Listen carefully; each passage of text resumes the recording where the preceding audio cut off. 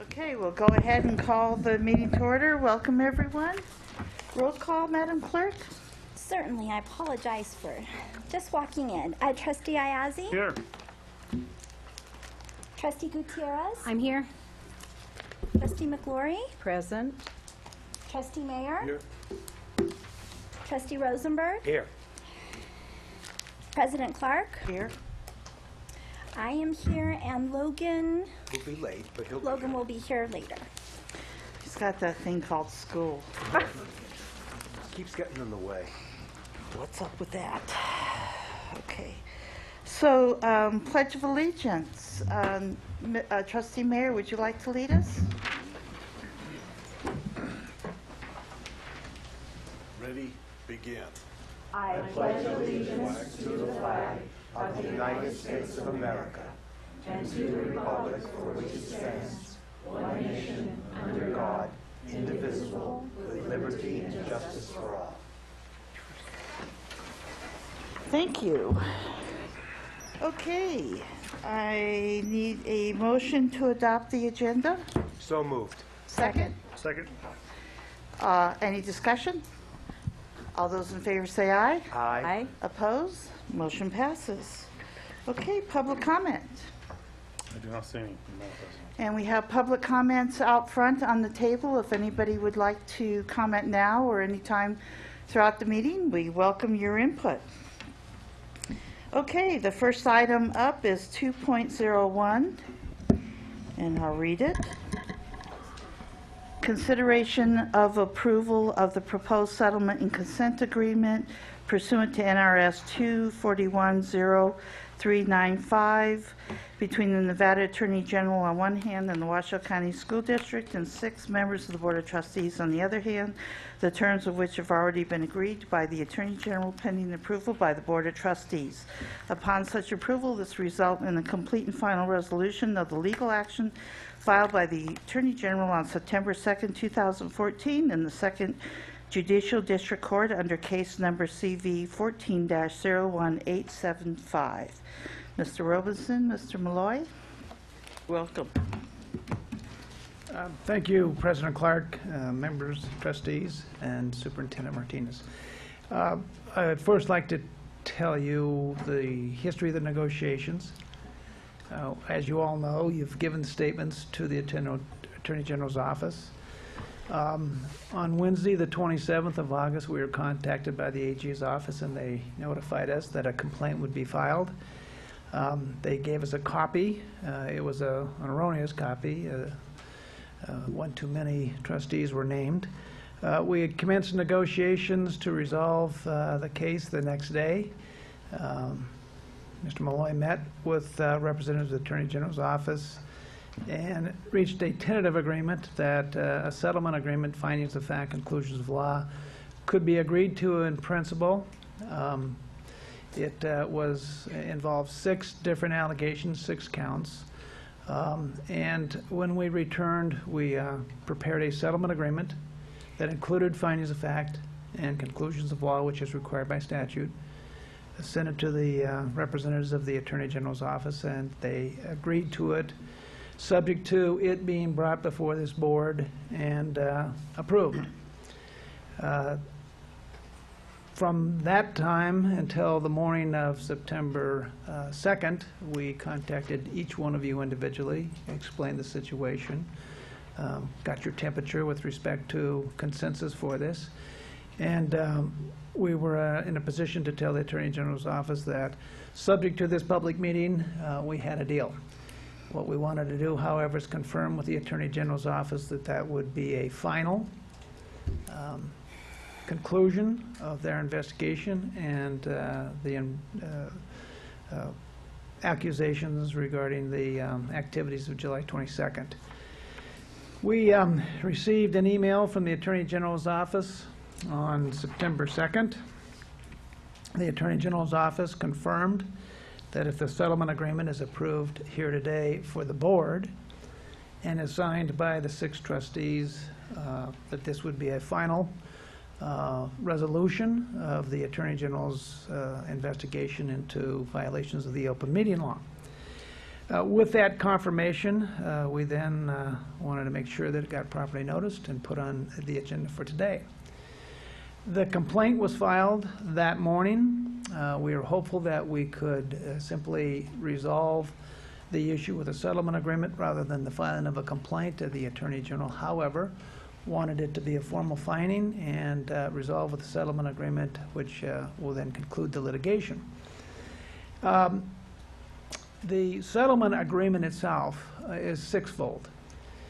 It has two parties essentially involved, the Attorney General's office on one hand, and the board itself as one unit, and then individually 6 trustees. What it does in the first part, it acknowledges the Attorney General's authority and power to bring such a claim. That's a given. We don't dispute that. And the second component, it is a acknowledgement that the complaint pertains to the activities surrounding July 22nd. The third count brought by the attorney, the third allegation or component of the settlement agreement, outlines the 6 different alleged violations. And we never for one moment thought that there wouldn't be a violation alleged. We were a bit surprised when we saw and heard that there were going to be 6 separate violations alleged for what happened on July 22nd. First, the Attorney General has alleged that there was not a gathering since there was no pending litigation or threatened litigation. Second, the Attorney General alleges that to have considered character, alleged misconduct, or performance of the superintendent with an unnoticed closed meeting violates the open meeting law. That's an allegation that we cannot dispute. In the third allegation, there is a allegation that because it was characterized as a legal gathering, the superintendent should not have been present. That one is a bit confusing because it is inconsistent with and contrary to the first allegation, the first count. The third allegation is action was taken that day, and that action was taken in violation of the open meeting law. That violation has been essentially conceded by your president's expression in her July 31st letter. That one is indefensible. The fifth count pertains to an offer that was made to the superintendent that day. The Attorney General's office believes that that is a violation of the open meeting law, and the second count is pertains to a second offer of some $200,000 to the superintendent that day, which they believe also constitutes a violation of the open meeting law. What is most important about the settlement agreement that we negotiated on your behalf is this. The Attorney General's office and Mr. Malloy and I can prosecute and litigate this thing for months. The fees would be substantial. Neither the district nor the public need that kind of harm at this point in time or at any point in time.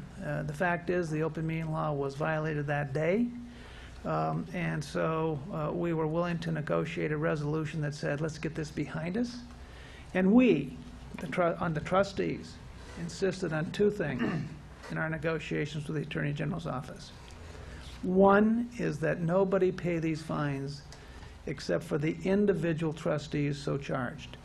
That the fine of $250 per count, $1,500 apiece, be paid with individual funds, not be paid with taxpayer funds, and not even presented to any kind of insurance carrier. Good.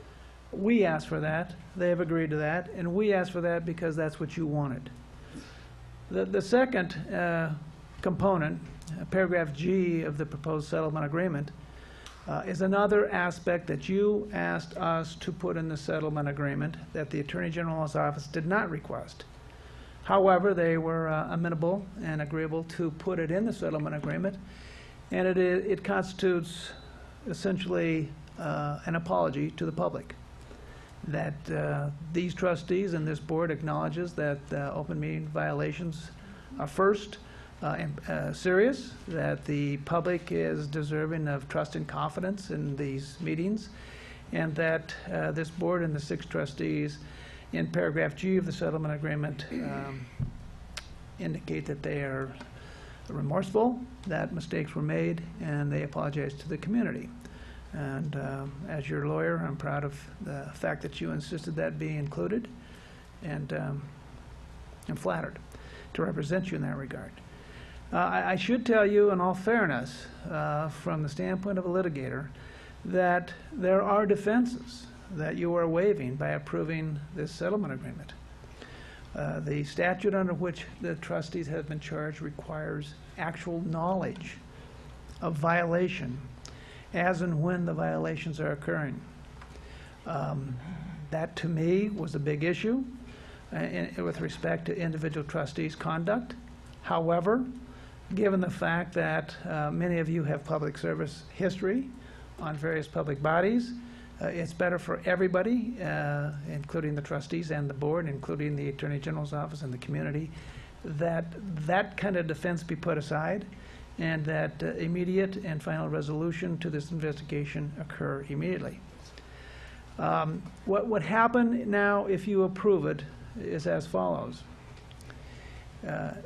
We will ask that the board sign the settlement agreement through its president, Barbara Clark. We will ask that each of the 6 trustees sign the settlement agreement, which resolves the alleged dispute between the Attorney General's office and the individual 6 trustees. We will then prepare a stipulation to dismiss the Attorney General's lawsuit with prejudice and ask that the court adopt and approve the settlement and make it a permanent record. One of the important elements of this resolution is a commitment by the board and by the individual trustees that in the future there's going to be serious attention to the seriousness and legislative intent between the open meeting law, and that all future meetings and conduct be held in accordance with the open meeting law. And based upon that, Mr. Malloy and I recommend that you approve it and sign it. And I'd be happy to answer any questions should any of you have any. Questions? Trustee Rosenberg? This is purely sensible to me. Who do you make the check out to? You make the check out to Kent Robinson's personal account. Hold your breath. No. We believe that you make it out to the district attorney, The Attorney General? excuse me, the state of Nevada, care of the Attorney General. Okay, fine. Further There's questions? no deadline for the issuance of the checks, but we'd like to get them to them this week. Sure. Further questions? Do I have a motion? I move that we approve the settlement, and here are my reasons. The events and circumstances of July 22nd were at best confusing and chaotic. That does not excuse our failure to pause and get all concerns before the public before actions were taken. The public has the right to know and to be involved. The actions were, are, and rightfully should be void. The penalty of a $1,500 fine is not, under the circumstances, uncalled for or inappropriate. However, I hope the candor and remorse with which we have reached this settlement do not go unnoticed or unappreciated. Extended or protracted litigation does no one any good, regardless of the outcome. The best interests of this community, this district, and the process itself are best served by us admitting our wrongs and accepting the consequences. Also, this settlement might serve some good to others serving on public bodies because it might hopefully exist as a long-term important precedent and reminder to others that the need for patience and transparency is inescapable and crucial. For these reasons, I move that we approve the settlement and sign it immediately. I second that motion. Thank you. Do we have any discussion or public comment? Come on up. Welcome. Hello, my name is Alvara Diaz, and I really want to congratulate the decision of the school board to move forward and really focus on education. This morning I went to a graduation for the high school and see the improves. We're human beings and we make mistakes. So I want to thank the attorney to do this and everybody who was involved. We really need to move forward. Nevada needs to do better. We're doing a better job. And sometimes through challenges, we learn to meet each other. And we met, sometimes we don't get involved. So thank you for everybody who made the extra effort. Thank you, Pedro Martinez, for your awesome job. Estela, thank you. This is I think your last year. You're doing an awesome job. And everybody, thank you so much, Howard, for you. I can see your honest and your sincerity. Thank you so much, Barbara, both Barbaras, Dave. Thank you so much. God bless you guys. Thank you. Thank you. Is there any further public comment? Welcome. Thank you. Good afternoon. Welcome back, Mr. Martinez. And thank you for doing a good job now, because I'm happy for the case Mr. Martinez stay here because he's working hard for fixing the education. I hope that, I believe for that, because I had 3 children and my first focus is that they had really good education. And 3 years ago, my daughter's school, the level was 3 stars. After that, go down 2 stars. With the Martinez program, the school go up in 4 stars. This is amazing. I hope in the future, the board never do that again, because I think was injustice, but the injustice was fixed.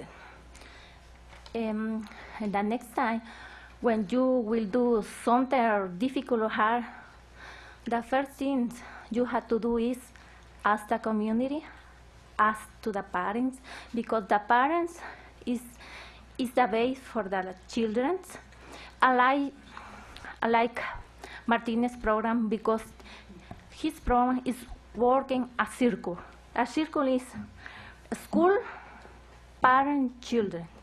This is really good way because the school, my daughter's school go up. But my daughters never have problem because I worked hard with they before for they good up in the school. My last daughter, she got congratulations from Mr. Martinez because she got 500 score in the CRTC. Yes, she was in 3rd grade, but her level is in 5th grade. Yeah, this is the focus. For me, I hope, want to be example for other parents. When the children need help, the parents have to work together with children and teachers and together with the school. It's really good job. It's really good example for other states, for here, because I hope Nevada go up in level education than other states. This is the most principal way. I'm really happy. I would like to work more for my children. I'm volunteer at the school. I like to help the children. Then help me because the English is my 2nd language. But I'm working for fixing that. I'm a student too, because I hope to get my career here too. This is the most important means. And I want to be example for other parents, not only Spanish parents. I want to be for all parents, not important, don't care race. It's your race. And the example is really good for all states. Thank you so much. I hope we got in good way in the future. Thank you. Great, thank you very much. Any other public comment? Seeing, Mr. Robeson? President Clerk, may I readdress the board on a Yes. matter that I forgot to mention? Yes. Thank you. It should be clearly stated on the record that at a board's first public meeting after the Attorney General has found a violation, that it be placed on the public, that the violation itself be put on for public hearing, which we are complying with today, because it's the first public hearing after the complaint was filed, and that at that first public meeting, there must be acknowledgement of violation of the open meeting law and the attached settlement agreement to your material. And what's going to happen today is intended to comply with NRS 241.01395, and I want to just put that on the record that you've complied with that very important statute. Thank you. Thank you. Back to the board. Any further discussion? Just a comment. Trustee I'll be abstaining Gutierrez. today, but I just wanted to commend all of you. And just for the public, I just want you all to know that this has been challenging for all of us, but it's just like I said the first time, we all make mistakes. And I could vouch for each of my colleagues here. You know, oftentimes the bad overshadows the good, and there's so much more good. And today was an example of all that good, and we forget about that, and the public forgets all of that good. And so for each of my colleagues here, there's each of them has an asset and has a strength, and so that's been part of our success. So I just wanted to echo that. So I'll be abstaining. Okay. Further comments?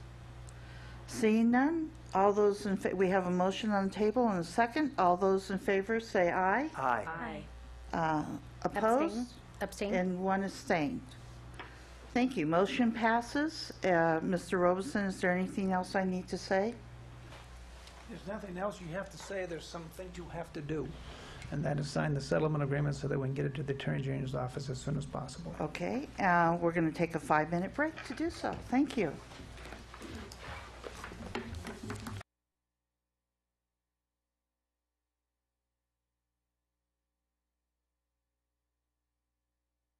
Okay, we'll go ahead and bring the meeting back to order. And we are now on consent agenda items. Are there any items that anyone wishes to pull? Seeing none, I'll entertain a motion. Move to approve. Second? Any further discussion? All those in favor say aye. Aye. Opposed? Motion passes. Okay, we're now on to items for presentation, discussion, information, and/or action. 4.01, direction of possible action on termination language for proposed Verizon cell tower at Worcester High School. Mrs. Sullivan, Mr. Foster. Welcome.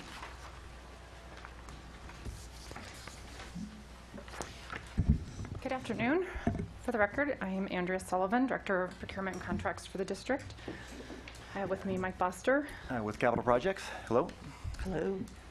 We just wanted to bring this item to you tonight. As you may recall, on May 27th, we did open bids, and you accepted a bid for a cell tower lease at Worcester High from Epic Wireless on behalf of Verizon. You also gave direction to have us work through the General Counsel's office and negotiate a contract or a lease agreement for this tower. So since that time, we have been actively negotiating a lease agreement. And over time, we have agreed to all the terms and conditions in the contract, both parties. The only one outstanding is the termination language. As you may recall, the contract review process changed about a year ago so that all contracts are funneling through purchasing and then through legal. As a result, this was the first cell tower contract I had seen personally. And one of the things I always review contracts for is termination language, because I always want to make sure if we shift direction or our goals change or the board or the superintendent changes, that we have the ability to be flexible when we need to. So the termination language as proposed is, it's a 5-year term with automatic renewals, and each renewal is 5 years. It's a total of 25 years. And nowhere in those first 25 years would the district have the right to terminate this lease for any reason. Verizon would annually have the right to terminate the lease should they choose to terminate the lease, but we could not choose to terminate the lease. And since this is such a long-term contract, we just felt that, and I spoke with Pete Etchart and Chris Cobb and Mike Boster, and then had several meetings and conversations with Randy Drake, Chief General Counsel, And after those discussions, we just felt that a long-term decision like this, we wanted to make sure that we brought it back to you, that you were aware that it was 25 years and that you were comfortable with that going forward before we signed any contracts or anything to that effect. I will tell you that it's fairly consistent with what other leases look like for cell towers. They do vary, but this is not inconsistent with what other school districts, what the university is doing, what the city of Reno has done. And the reason the cellular companies feel that they need this language in there is, number one, because of the price of the cost of constructing the towers. The representative from Epic, who is here today, has suggested that it's cost them $400,000 to build that. So if we try to terminate and they are unable to recoup their costs, that would be an issue.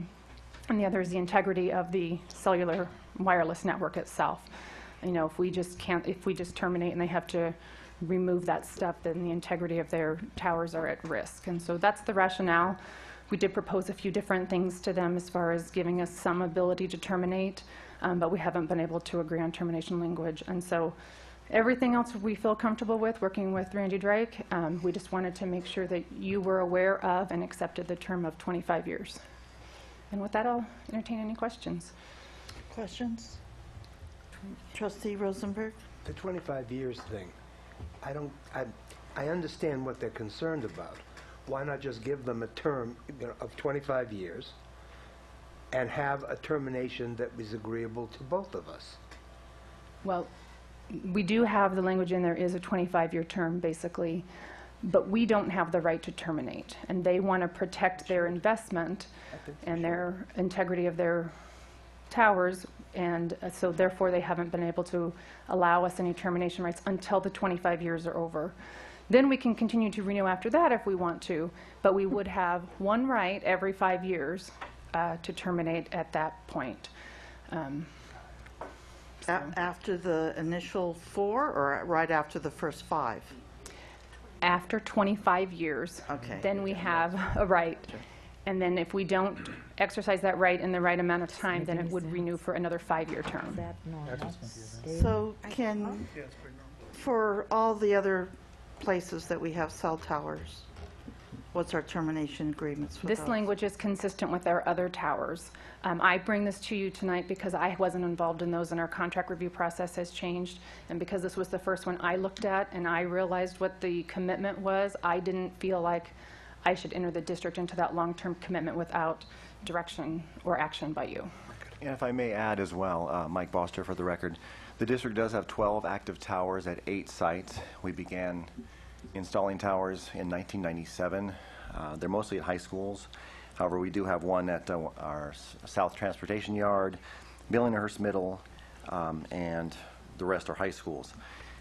And in looking back to the 1997 contracts, it is a similar setup with the 5-year initial term and 5 additional terms that are automatic. Some are 4 additional terms, and there's even one that we have that is a 5-year initial term with 3 additional 5 years, and that's at Reed High School.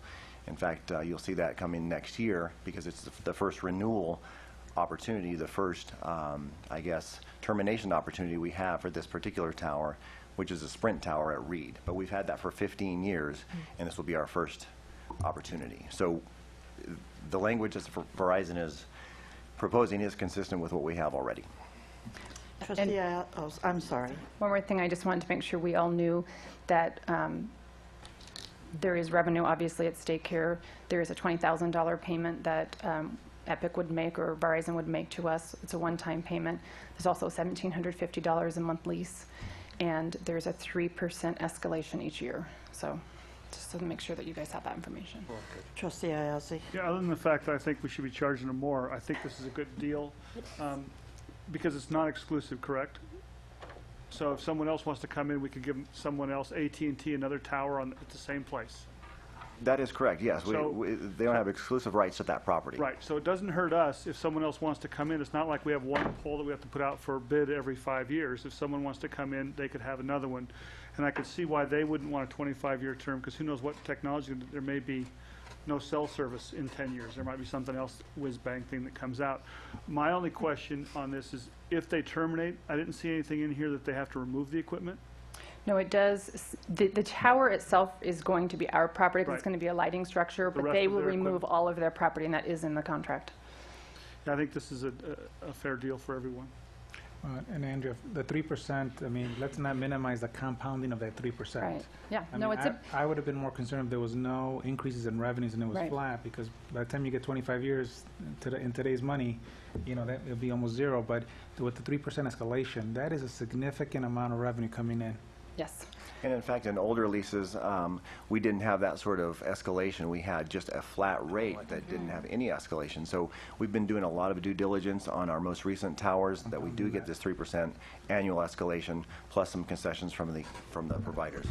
Right, and that and other provisions were pursuant to a resolution that the board entered into maybe 3 or 4 years ago for the more recent towers, just as a reminder. Yes, we just did not want you, I didn't want to say yes or no to this without you understanding that it's 25 years. Appreciate it. Okay. Any further questions, discussion? I'll entertain a Move to motion. approve. Do I have a second? Second? Further discussion? All those in favor say aye. Aye. Opposed? Motion passes. Thank Thank you you. very much. Thank you. Okay, 4.02, approval of agreement between the Washoe County School District and NV Energy for ground-mounted photovoltaic solar system at Stead Elementary School. Welcome. Welcome. Good afternoon, trustees. Superintendent Martinez, Chris Cobb, Chief Facilities Management Officer for the district, and I'm joined here today by John Hargrove with NV Energy. This evening before you is an agreement between the school district and NV Energy to have a photovoltaic solar system installed at Stead Elementary School at no cost to the school district. This is through a pilot program that the state has requested of the electrical utilities, of which is really NV Energy for the state of Nevada, to look at low-income installations.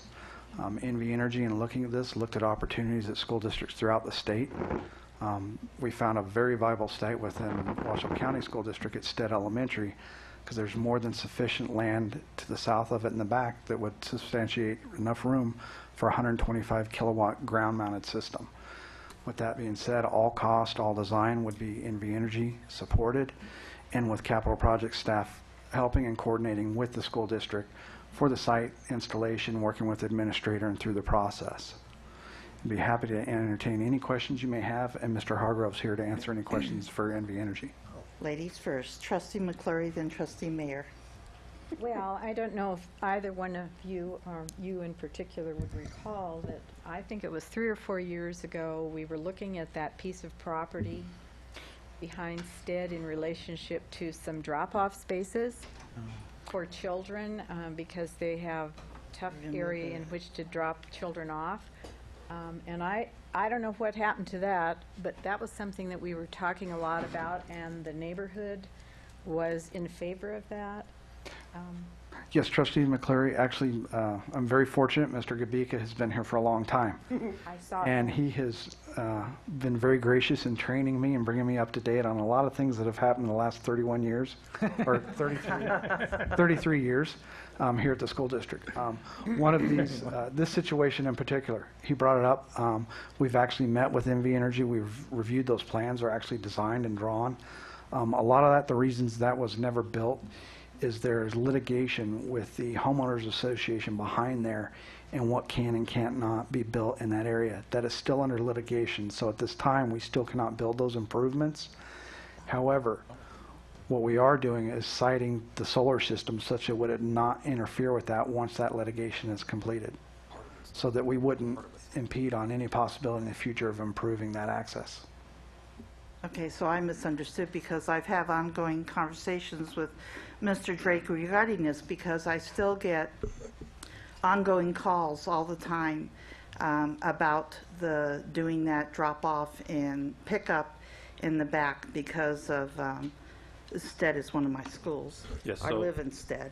And it's been an ongoing issue for as long as I've been out there, early 1990s, because of the 4 lanes and the industrial aspect of Stead with the tractor trailers going up and down and the small parking lot, as many of our schools have very small parking lots and don't accommodate them.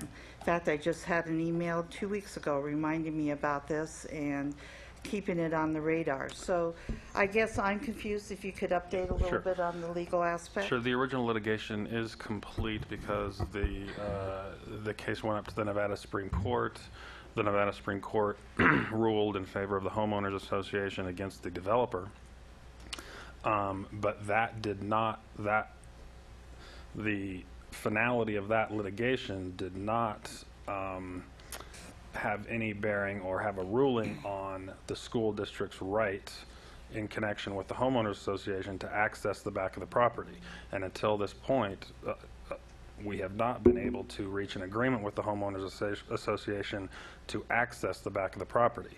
We continue negotiations with the homeowners association, but up to now, they have not been willing to grant us an appropriate easement to access the back of that property. And has anyone spoken with the homeowners association about this current solar project? No, ma'am. We have not. Our intent for access would not be in the back of the lot, though it'd be in the area, but I don't believe it's in the roadway that runs right adjacent to those homes. That is the issue, I believe, if I'm not, am I correct, Mr. Drake? I'm trying to picture it in my mind where this is at. There's a map in your I'm trying to look, okay. So, board docs. and I think this is a great project, obviously. Want to, reduce costs. I can see the open land. Right behind But- you, Stella. By any chance, can we get you to come back with some of the drawings of what the proposals were and how they fit over this map, as far as if we could put the drop-off and pick-up for the buses and the parents in the back of the school, because there were plans that were drawn up at one point. And then also, I think we ought to contact the homeowners association, because maybe at this point, they may be knowing that solar goes in there. Maybe, I don't think they would think that as a negative, but maybe they would want to reconsider where they're at. And then can I ask you as well as whether you've been able to go out and talk to the families at Stead? Because as I say, this has been a long time ongoing issue with them. And have we had any kind of meeting with the families at the schools about this? We have not met with the families as far as regarding the solar project. Staff did meet with Yuan Fong, the administrator, to discuss the project with him, because part of the agreement is that any of the funds that are saved through the electrical savings must remain in that school, and a portion of those do go to operations and maintenance. Because with the solar project, once it's completed, it is turned over to us as an asset that we must maintain. So those discussions have just been with the site administrator. We have not reached out to the public as far as telling them about the solar program coming here. The first step for NV Energy and to move forward with it is to actually get an approval of the agreement from the Board of Trustees. Then we can move forward with preparing documents and that nature. At the same time, we can go out and contact the HOA, see if they have any concerns or issues with that. We did not see any concerns or issues with where we're accessing. We were not going. If you look to the south of there, you see a roadway that runs up next to the houses. That was my understanding of the exiting of the plan. We can definitely work with NV Energy and bring back to you if you would like. If you approve the agreement tonight, we could come back to you as far as an informational item showing the overlay. I'd have to let Mr. Hargrove answer any questions if we don't approve the agreement tonight. I know there are some timelines they're trying to meet, but I think we do have a little time, but he could better answer that for you. Trustee Rosenberg, I'm sorry, The Trustee mayor Mayor. first. Sorry, Mr. Mayor. That's all right. So many of these solar deals, they put parking underneath them. Sparks High is a good example. They put in parking underneath it and everything.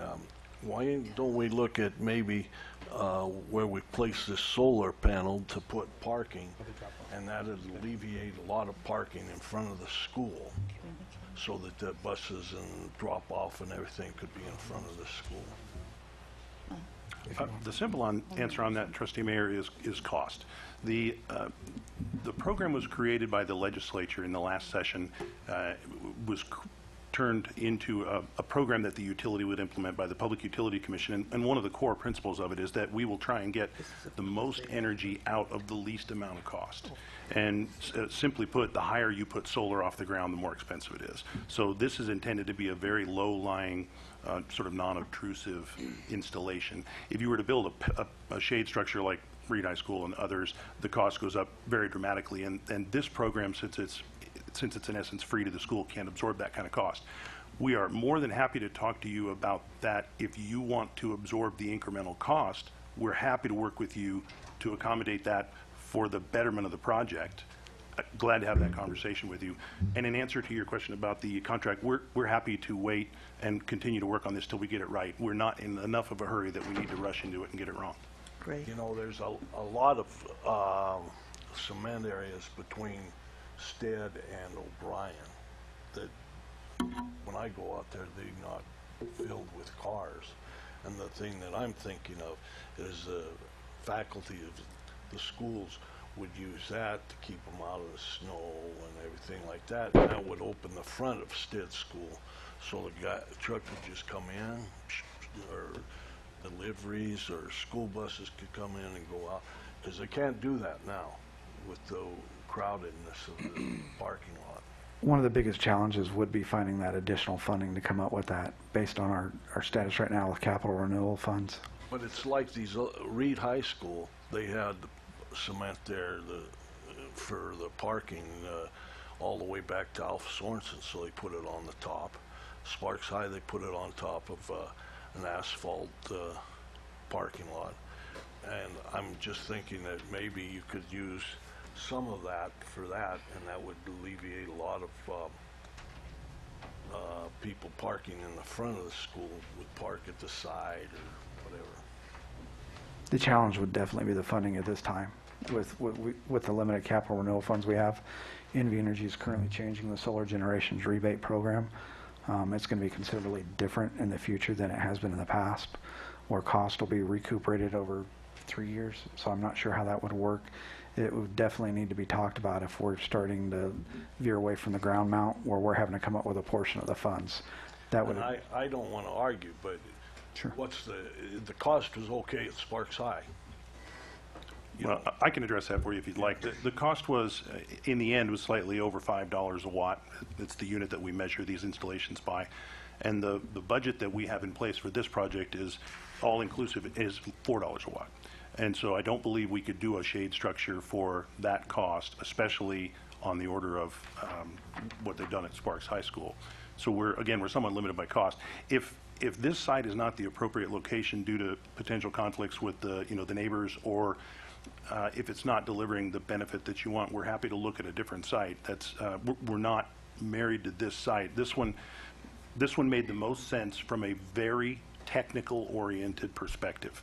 If there's bigger issues there, we're happy to talk about them.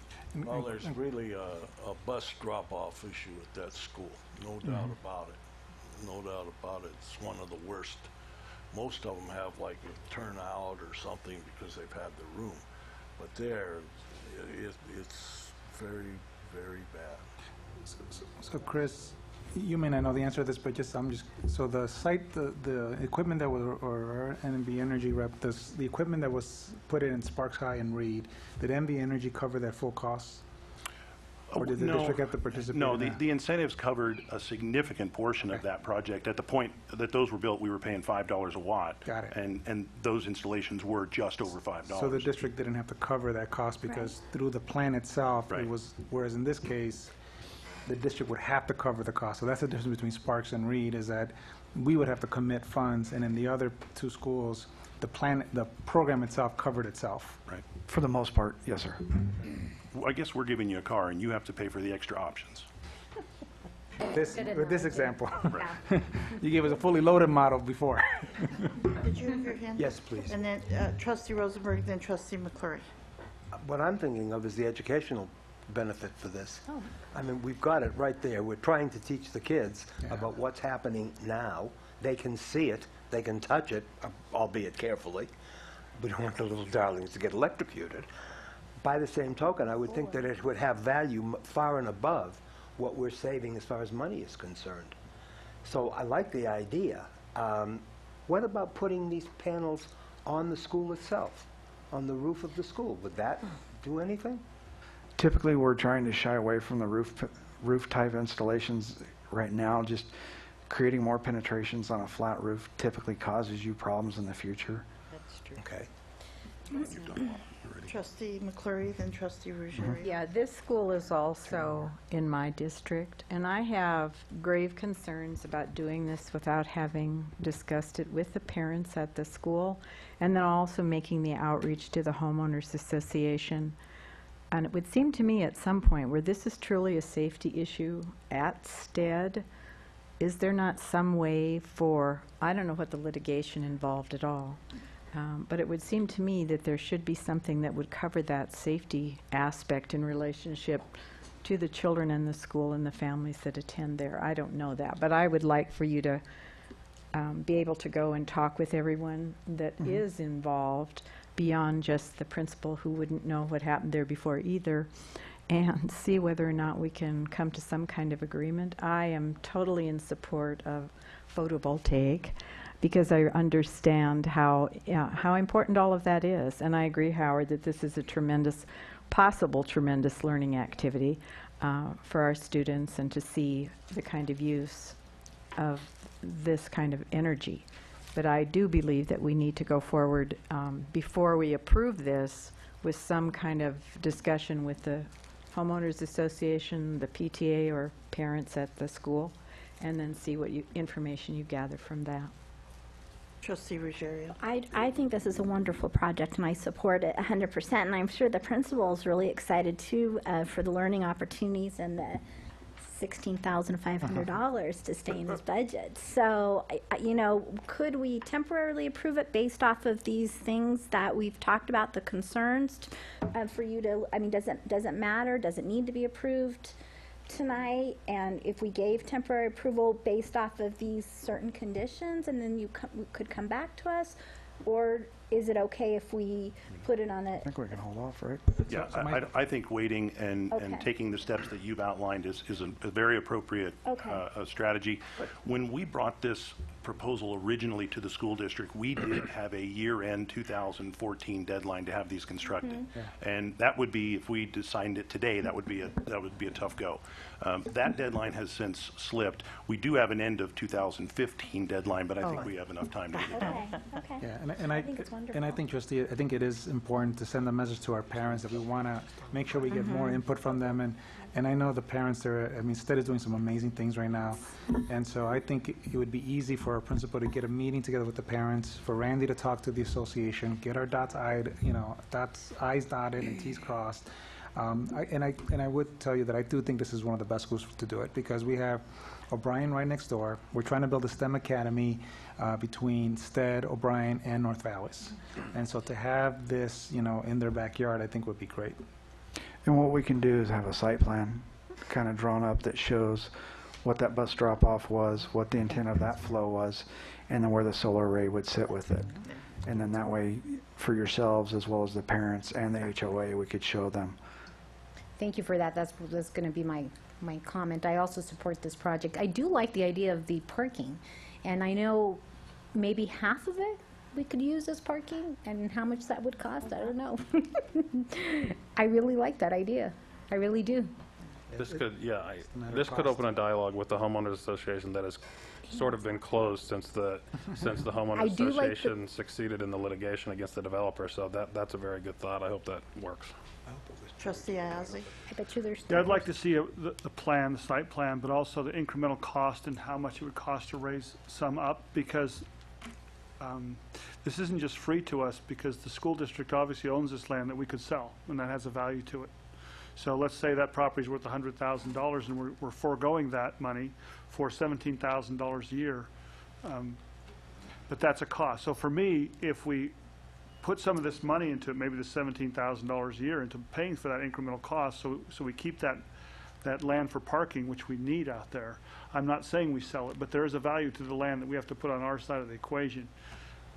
So for us, the cost of raising those up, even for future parking, might be worth it for us to do. To Okay. not just, because otherwise we do this and that land is gone forever.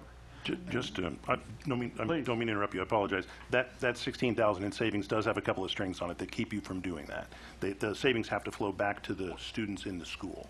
So I just want to make sure you didn't spend that before. Parking for that school would be important to that school. That's what Yeah. at some way we could arrange that. Because that's what, I mean, it wouldn't be parking for the general public to do there. It would be for the teachers and for people to use. But that's just an option to think about. And maybe it is even only half or the last 2 rows, because I just don't even know why we even have that land. There must have been a reason to have that in the first place. I'm glad we have it so we can think about things like this. But I'm all for this, whether it's elevated or on the ground. I think we should move forward with this. We I have see him. someone. I see you. Okay. Mr. Kabika, come on up. I can see him grimacing and That's it. jumping up and have an down. attack. For the record, Joe Gabika with Capital Projects.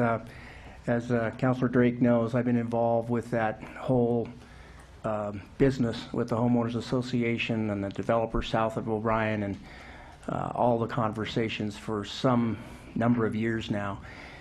I would tell you that the plan that we had put together, if you look at the site plan, north being up on that Google Earth thing you're seeing there, there is a whole bunch of brush to the north of the school that was developed by the plan that we had put together into the parking lot. There was an access point. If you look to the far right and upper corner there, that's where we wanted to try to access. And at one time we had the homeowners association agreed to allow us to have that access at that point. Their objection was having a street that would go the full length all the way down to the bottom of the picture there. So we actually designed the project twice. Our second design had us accessing off of Silver Lake, and then coming into our site, the parking lot was still there, and then we had a bus lane that went all the way across the back of Stead, and then went diagonally. You can see the drainage ditch that runs that little diagonal. We had our roadway actually diagonal back to the point where we connected into Silver Lake, and the homeowners association was fine with that plan at one time. Of course, then the developer to the south of O'Brien, who had counted on that road running that full length, he had a huge objection, and that's where the whole litigation got to be a real mess. And the litigation was actually between the city of Reno and the developer, because the developer had been told by the city of Reno that that street would be there, and it was a really messy situation. We were really kind of on the outside. And as Mr. Drake has said, most of it has run its course now. We've not gone back to the HOA now to see if they were still in agreement with that diagonal plan. Let me interject there. Okay. We have gone back to the Okay. homeowners association. The unfortunate consequence of the homeowners association winning the litigation against the developer is that it decreased the incentive for the homeowners association Even to to go allow forward the- with that plan. with even the access. Okay. So we did, where the solar array is proposed is really kind of in an area that no parking was proposed. I agree with Trustee Ayazi that certainly is valuable land, but since no one seems to be able to access it, it really diminishes its value a great deal. It belongs to us, but I don't know how anybody could ever really use it, because there's no way to even get a road there unless they go through us. What's that street to the right then? Is that a That's not a private street. That's really not a street. That's a trail. Oh. Okay, and that's really what the homeowners objection we're really objecting to is that It's paved. I mean, it's paved, but they want it to remain. They want it to remain not a street, because they use it for walking, for bicycling, for motorcycles and different things, and they did not want to see a bunch of traffic on there, and so that was always kind of the problem with this. So the area in red that's shown on the diagram was kind of the proposed area where the array would go, but it'd actually be probably north of that diagonal, because in working closely with Mr. Hargrove and the folks at Nevada Energy, we wanted to make sure that either design, whether it was the design that went across and used the full length of the street, or whether it was the design that had the diagonal, that the solar array would not impact either one of those. But I guess as far as, I mean, could we use that area back there for future parking? Certainly, but the area to the north of the school was where all the parking we were planning to go would go. And I think if we were ever to go forward with either of those plans, that's where that would be. So it does make sense, at least in my mind, that a ground mount type array would work here. It's one of the few sites where we actually have some property. It'd be nice if we had more of these, but this is about the only one I know of. And at this juncture, I'm not real sure, based upon where we're at, whether we're ever going to be able to use that land for much of anything else. Well, let's get some buy-in from the parents and families and community and get the questions that's been asked, and we'll bring it back. And we'll bring it back to you once we do that with the site plan. Denying that. It looks great. It is a good project. Yeah. We just, And we can look at incremental cost as well, what it would be to put it up and what we would be on the hook for that, so that you can make a better decision. great. Thank you very much. Look forward to seeing you back. I'll be back. You too. Okay, item 4.03, discussion of proposed adoption of board policy 7080, performance-based contracting. For discussion only, this is the second step in our four-step program. Mr. Etchart, welcome. Thank you. Pete Etchart, Chief Operations Officer, and this is Performance Contracting Board Policy 7088. This board policy is a result of Senate Bill 142 of the 2013 legislative session. The language of SB 142 was incorporated into NRS 332.362. The statute mandates that school boards, and interestingly to note, not local governments or the state themselves, but school boards, adopt policy criteria for evaluating whether work to be performed on a building will be performed utilizing a performance contract. The basic concept of performance contracting is that future energy savings from an energy savings project would be used to pay for the project itself. So performance contracting, it's really important to note, is predominantly a financing mechanism for energy saving capital projects. Now, as I mentioned in board policy, performance contracting has kind of a checkered history, and the state has worked really hard to try to strengthen those rules with these contracts to try to better guarantee that projects meet building codes and also perform per the pledged expectations. I'll go through a little bit of the process of how this would work. Based on the new NRS requirements, an agency would notify all qualified service companies who would each perform an audit and assessment of all the potential operating cost-saving measures that might be implemented in a building, including any that are specifically requested by the district. The companies would then submit a proposal. The statute then recommends that the district enter into an agreement with the State Office of Energy or a third-party consultant to assist us in reviewing the proposals. The selected qualified service company then prepares a financial grade operational audit. The cost of this audit is included in the final performance contract. So if we were not to go forward with the identified projects, we would then be required to pay for that operational audit. The selected qualified service company would then typically finance and install the identified energy-saving products or building systems. The agency then pays for the installed systems through the energy savings for a set term not to exceed 15 years. I believe based on the past history of performance contracting, the statute now requires that the district use and pay the State Office of Energy or a third-party consultant to assist in reviewing the operational cost-saving measures that are proposed. The qualified service company must also document the energy savings and provide this information to the district and also to the State Office of Energy. As far as the board criteria that you have to look at, NRS requires that the board determine the criteria, including return on investment, for determining what work will be evaluated by the board or your designee for possibly utilizing a performance contract. All projects that fit into your determined criteria, along with the project specifics, must be reported by the district to the state annually on February 1st of each year. We are hoping to take the lead from Clark County, but to our knowledge at this point, no one else has kind of taken the lead on doing this, and we're the first agency, even including the rurals. We haven't found anybody else who's actually developed any criteria and statutes yet, so we're kind of on our own right now. And so with that, we are really kind of recommending that we begin cautiously with the requirements of this statute And we are recommending that we start with projects that exceed $5 million in cost and have a cost payback of 5 years or less. We can look at all projects, and it's really important to note, we always look at projects. And if there's an alternative source of financing that makes sense for that project, then we're going to do it. But this is just ones that we have to bring to the board for you to determine whether we want to use that financing tool or not. My personal opinion is that it's always better to pay for the projects ourselves. That way all the energy savings and the money can be put back into the classroom and in the projects you want to be put into, and we're not tying those savings for the next up to 15 years on that project itself. But that being said, this funding mechanism could become a necessity if we don't find that sustainable source of revenue for some of our projects. For instance, if a boiler went out and we don't have any other way of paying for it, we may have to utilize those future savings of that boiler to put the boiler in now.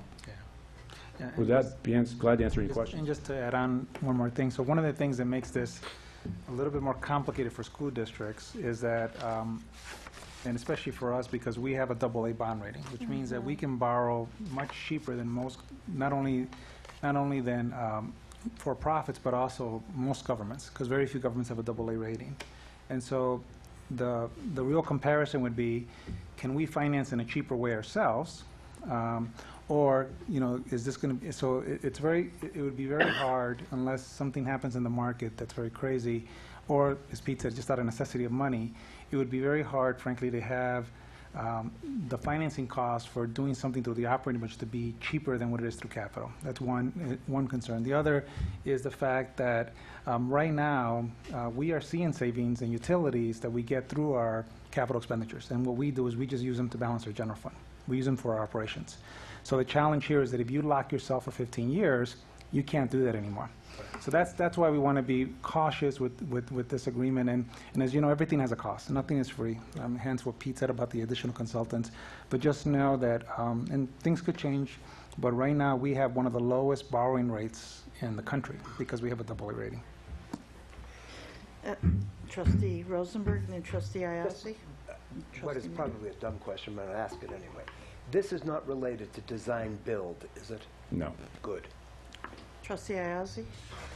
Yeah, help me understand. So this doesn't have to do with new buildings, but let's say we wanted to say in this building here, we want to replace all the fluorescents with LEDs. All we have to do is find the agencies who do that, the companies, and say, come evaluate it yourself and give us a proposal. Correct. We wouldn't necessarily have to take the lowest bid at that point. We take the one that makes most sense to us. With performance contracting, we would be selecting the contractor who has the best proposal, not necessarily always the lowest based on cost. So we have that analysis to do then, but we also don't have to do any of the work up front. Like you said, if we do it with a build, we've got to do all the work and say, this is what we want you to do, and then you put that out to bid and it gets done. So performance-based is a little easier on us on the front end, as long as the performance is what we want. What we might go out is we want to change the lighting in this building, and we want to achieve a 10% cost savings. And so they would have to meet that criteria, correct? Or whatever number we say. Well, the one change now compared to using performance contracting from the past is that now when we have them come in and do this audit for our building, if we decide not to go forward with those projects, we do have to pay for that work they put in. So whether we put the work up front and we bid it, or we use performance contract, we would still be paying for that work. Correct, but we can also say, but this is what we need at the end result is we want a percentage. If we think, because we have to do some analysis, we think we could save 10% on this building if we change out the fluorescent lighting. I think one thing that's happened over the years is when performance contracting first came out and it was very popular, is what you did was you tied some of the so-called low-hanging fruit with the high-hanging fruit, and you came with a cost payback that made sense. I think in a lot of these projects, especially the school district buildings, the low-hanging fruit's been done.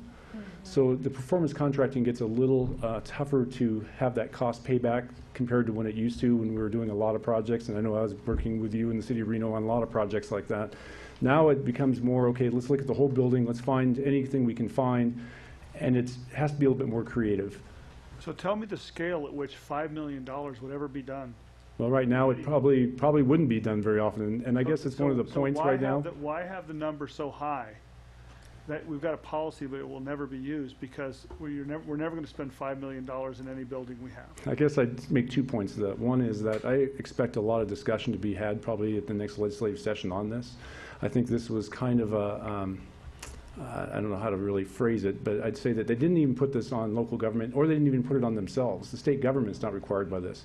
I get concerned when we have to add another step to the process of doing projects, when every time if I have a project and you made the threshold at $10,000, that every project I have to come back to you to ask, should we do performance contracting in this or should we not? That it just adds another step. And one of the concerns I've had, and I think Andrea would second this, is that we're having a hard enough time finding bidders now, that if I add more steps to the policy and procedures of how we do projects, that I'm just adding another step. So I realize 5 million is awfully high, and it's your purview to lower that if you feel that you want to lower that. Well, I'm just curious, because it just seems like we're just trying to abide by state law, but we're making it a number so high we never really have to abide by state law. Imagine that. You're smiling. No comment. Lovely weather we're having if it doesn't snow, don't you think? You know, since this is going to be a state deal, why don't all you operation officers throughout the state get together? Because this could really affect, you know, like Lander County has rebuilt all the schools in Battle Mountain. A lot of money. And so and to get somebody out there to do performance evaluation is going to be tough to do. So if you come through with some of these things, you may impede other counties to the point that they can't do it.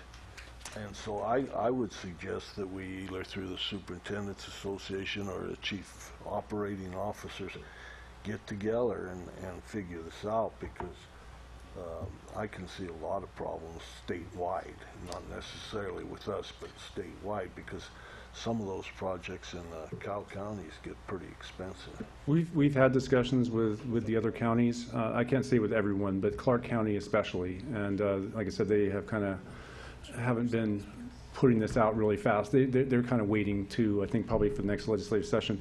Some of the counties have used performance contracting, I think, very well. I think the city of Reno has used it, as I indicated, at board policy. I think they've used it very well. In a lot of cases, we've used performance contracting. Douglas County School District has used it well. But I think the points that the superintendent makes are extremely valid. When we can pay for these projects ourselves, we're going to come out ahead.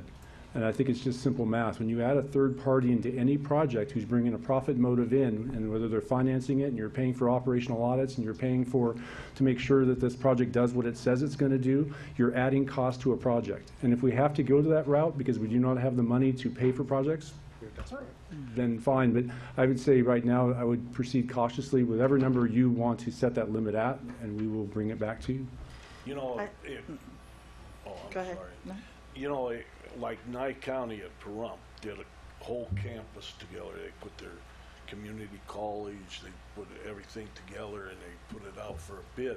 And I would think that that's these type of projects where you're going to run into problems if you set limits.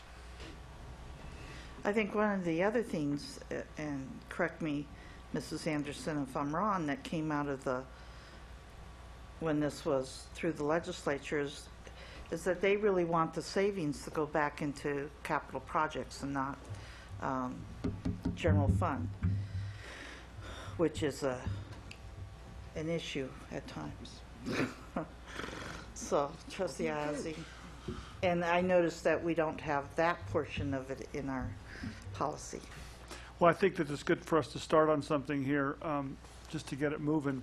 However, just on the previous agenda item, if, let's say, a contractor came to us and said, I'll put in solar and I'll put in parking and I'll do other stuff for you, and you pay for it, you don't get any savings for 15 years, but at the end of 15 years, you get all the savings and you have a parking lot. That's how this works. And in the 15 years, you get to use the parking lot. That's how it works with the private sector. And yes, we can borrow, but we're not borrowing enough now to pay for all the stuff that we need to have done. So we don't have that much borrowing capacity to fix everything that needs to get done.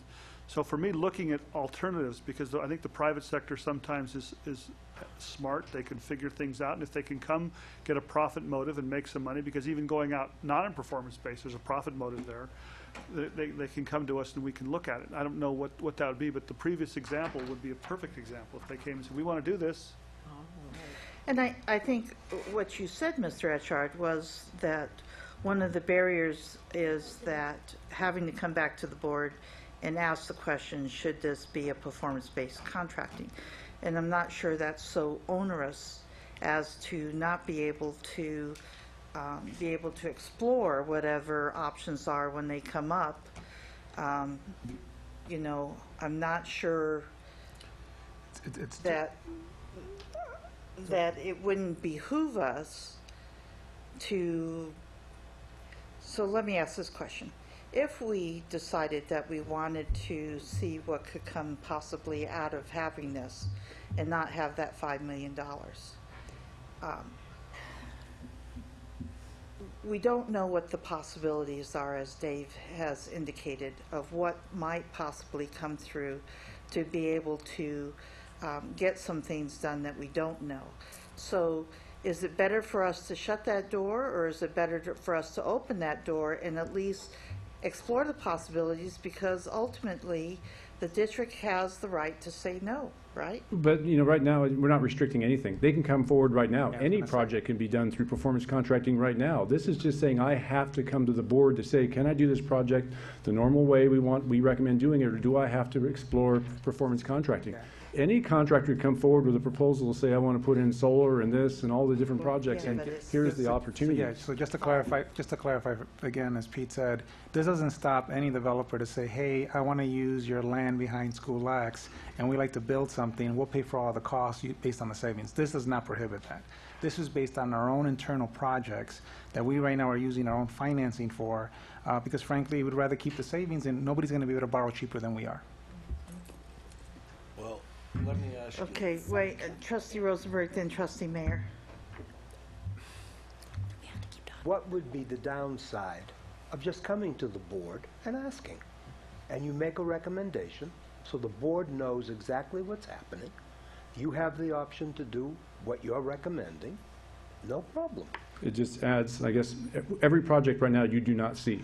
When we're putting out a project and you approve the capital projects list, and we have a laundry list, I mean, hundreds of projects, obviously, that we put out, and all of a sudden I'm coming to you for every project to say, here's the project, which way do you want to do it, which way do you want to do it?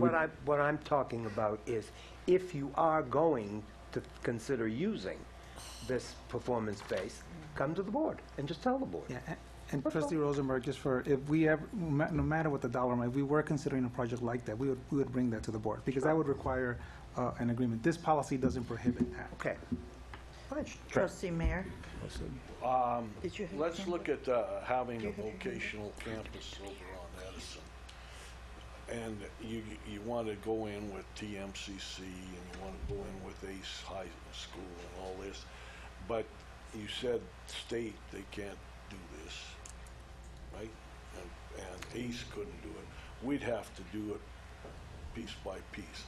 So to remodel those buildings around there to make a vocational high school ACT explode gigantic, we could use this even though we wouldn't have this public policy.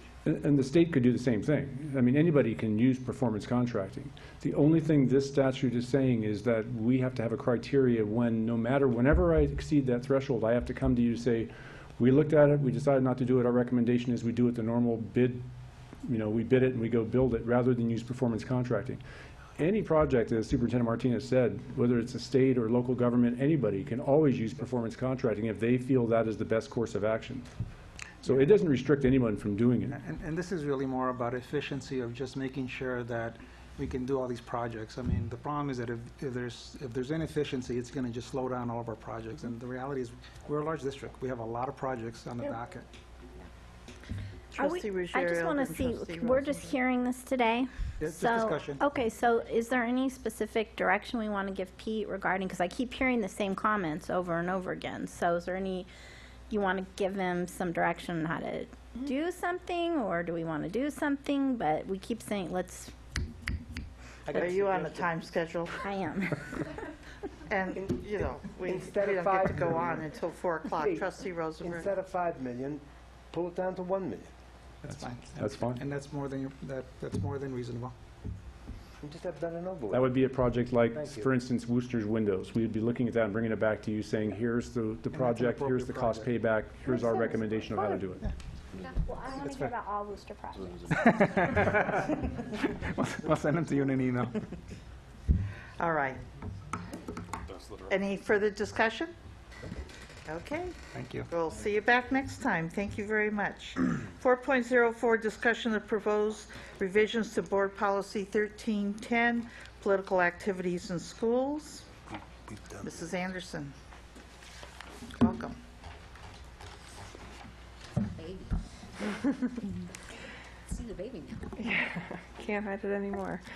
Thank you, President Clark. Lindsay Anderson, Government Affairs for the record.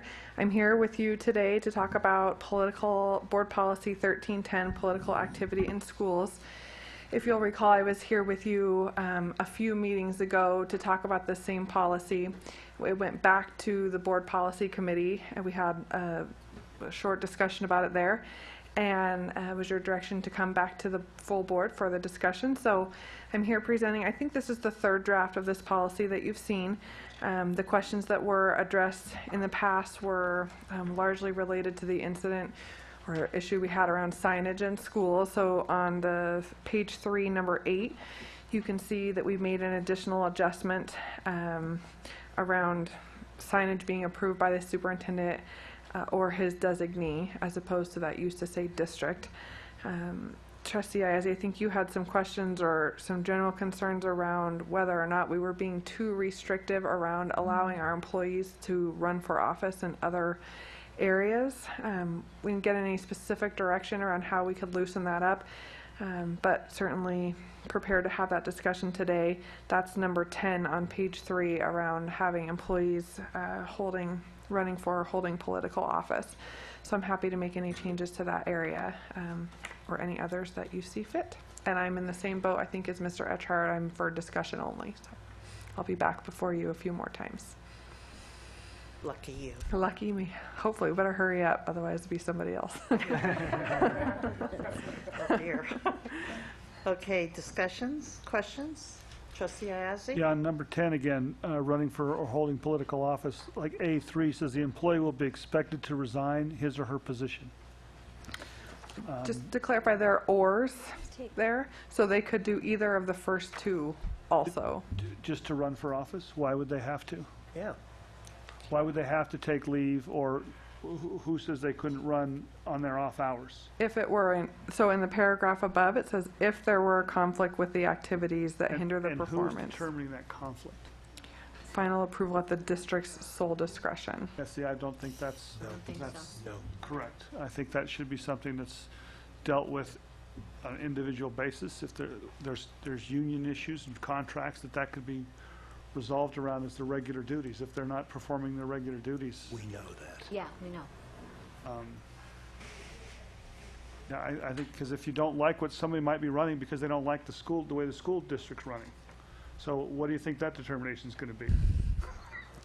Hopefully it would be a We're fair having the problem in determination Story regardless of the County now. situation. Yeah, this is a hard issue because this is what our democracy is It's all based on, about. is people being able to run for office and if they get elected to Able to serve. do that. And, you know, it's I don't know how you format that, but I certainly wouldn't want to take that privilege away from anybody that works for the school district, because they have the right as any other individual in our community to Yeah, I think the challenge. serve. I think the challenge becomes, and there's, again, I've seen it both ways across the country, is that you can run into some significant conflicts if you have an employee who's also, part of the governing board. And I've seen it both ways. Like I said, it helps sometimes, and sometimes it just creates a very toxic environment. So there is no, again, like I said, I've seen it both ways around the country,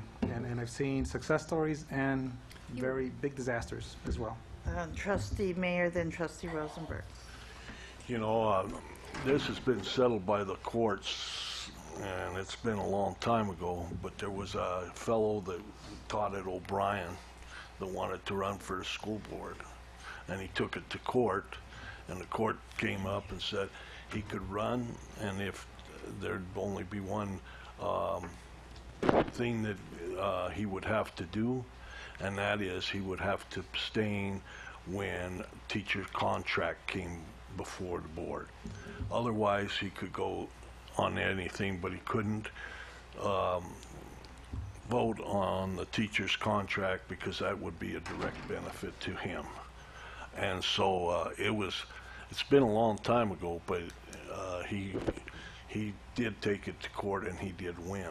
And that's how the verdict came out, or whatever, the settlement or whatever, that he could run, but if he were elected, he would be able to serve, but he couldn't vote on teacher salary issues. It's not even that. So my I was just gonna, my interpretation would be that we're not prohibiting anybody from running for office. We're just saying that you can't use your contract time for your other responsibilities. We're certainly not saying they're not allowed to, and unless there was a conflict with their regular work duties. So we could certainly clarify about who ultimately makes that decision, whether that be the board, the superintendent, the supervisor. How the heck would the chief of staff ever run for office where she works I would talk her out of it. number of hours per day? Trustee Rosenberg. I have intimate knowledge of this kind of situation. I was elected to the Board of Regents. I was taken before the Ethics Committee, and no problem at all. All they asked was, be very careful to disclose anything that might be perceived of as a conflict of interest. And if necessary, just abstain from voting unless it becomes necessary to break a tie. And of course, not enrich yourself in any kind or way. As far as working is concerned, I carried 5 classes each semester, all through 12 years. So I don't like to see anything that would restrict someone from trying to do this. Trustee Iazzi. I would just take 10 out altogether. I mean, I understand that there might be some conflicts, there might be some problems, but that's what the public votes you in for. They know that going in, that you're, and it doesn't even say just school district. Yeah, it's public office. It's public office. So even if you put anything in here, I think has an onerous task to it, that there could be repercussions if you choose to run, even by saying we're going to put all this stuff in here. Understood. I think we should just take 10 out. I agree. On other interests, what happens if someone can a teacher or an employee or a student wear a T-shirt or a campaign button for someone on school grounds under this? That's dangerous. I think so. Are we done with 10? As long as, Yeah. Yeah. That was just my, I'm not saying take it out. Well, I would take it out. let's see here. I believe it's addressed in here that individuals can do that as long as they don't imply any kind of district, Washoe County School District endorsement of a particular candidate. I don't know, but I'm not seeing it in here right this second, so. So it says I support something, that's different than saying the school district supports something. Correct. Right. So maybe number 5, political activities of faculty members and staff, including campaigning for candidates or for issues, must be kept separate and distinct from identification with and activities of the district. So I would say, this would say I couldn't have a bumper sticker on my car, or I can't wear a button, or I can't, you know, that's what it looks like to me. May I just tag on to this quickly? When I was running for school board, I had magnetic signs. I took them off before I went on campus because we have a policy, we don't do that. So that's how I handled it. We don't wear buttons or anything like that. But that's because you're the candidate. If Right. you were just someone supporting you, you wouldn't expect everyone to have I magnetic signs. understand. I understand. Okay. Trustee Gutierrez. Going back to number 10, another layer of this is that for the public office, there's some public offices that they pay you, and there's some others that they don't pay you. So the conflict, so like for me and you, we're considered, we don't have to sign that little thing that we always have to do because it's not a paid job per se, like city council or commissioners or whatever. So anyhow, and so we're allowed, you know, because we're public officials, they call you, they call me, so we do receive calls. Right.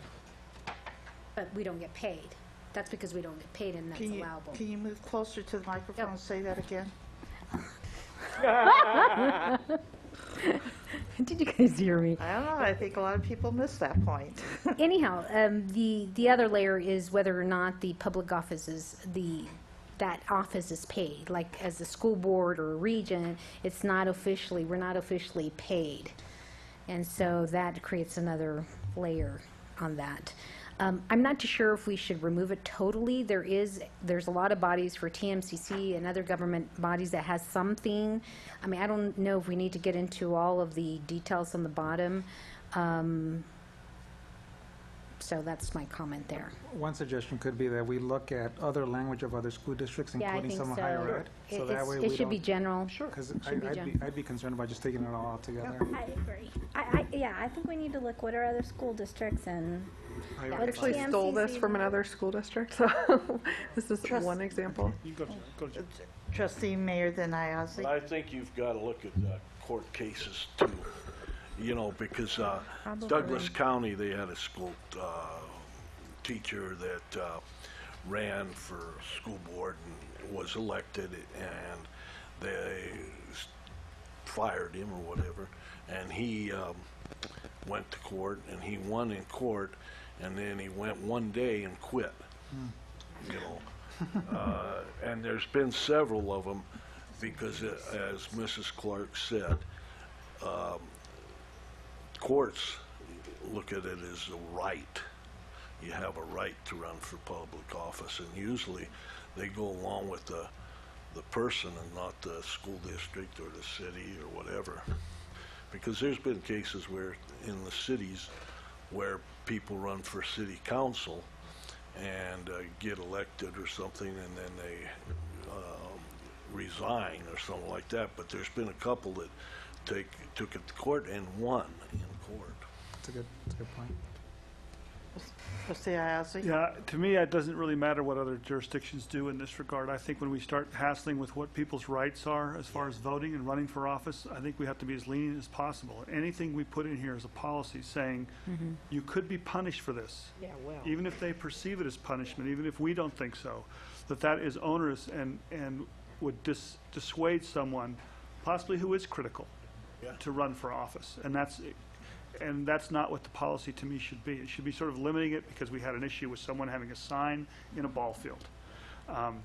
But once you open it up, you do have to look at, can I wear a t-shirt to school? Can I not wear a t-shirt? Can I have a bumper sticker? Because when you have a policy, it's got to be there. You should say bumper stickers are allowed or they're not allowed, because otherwise it's a gray area and you're in the same place a little while from now because someone has a bumper sticker on their car. Isn't that also free speech? Exactly my point. So there shouldn't be anything. I think it should say in there that they're permissible, not that they're not permissible. That anything. The only thing I think that we shouldn't be allowing here is someone to put up a political sign during political season on school property. On school property. That's simple. You mean the whole policy you want boiled down to that, or number 10? Well, some of these are okay, you know, like political parties are allowed to form political parties on campuses. I mean, it's very permissive, so it doesn't leave anything out later on to say we're not going to allow that, because it does allow it. It says what we will allow. We had this discussion about if a student brings leaflets to school to pass out, can they do that? Could a teacher do that? What do we want to allow people to do on our school grounds? And sometimes the rules aren't what you can't do, but what we're also going to allow you to do. So by saying political parties can form these organizations on campus, I think that's fine. And we also have the students registering voters. Correct. Which is fine. But that would mean if you're running for school board, you could go onto the school campus and hand out your pamphlet? Well, that was one of the questions too. If someone's running for school board, can they even be on a school grounds? Can we, in our normal course of duties, be on school grounds during political season? Nothing in here really addresses that. But the opponent sure could say, you're going there and meeting with all the teachers, and I don't have access to that. I would say 4A is where we tried to address political candidates being on campus, and that it would be a permissible activity. So it was legitimate, approved by the principal, and equal opportunity afforded to other candidates running for the same office. Some of the but as a sitting member, I don't have to be invited to speak. I can just show up. That's my point. Is I don't have to wait for that invitation. So, I mean, I wouldn't mind if something's in here, maybe you can't go to school during the campaign season, maybe you're not allowed to go on school ground. If we're not gonna allow anyone on, we shouldn't allow anyone on. How about district offices? Should I leave now? No. We don't have anything I in get to leave place. early from You this were, meeting. you were at Worcester.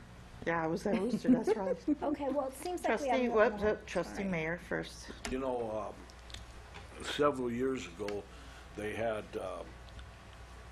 PTA or PTO sponsored a candidates forum. They do. And It's parent leaders.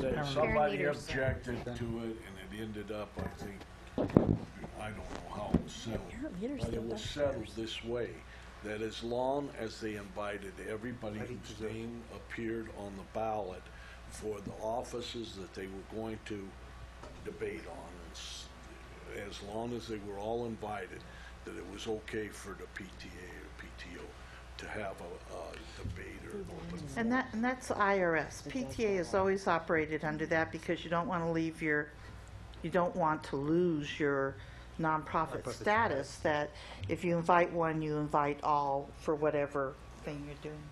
So, And if they don't show up, that's okay. correct, just to go back to the policy. Yeah. Got all these issues. Okay, but good suggestion. Let's send that back to the policy committee.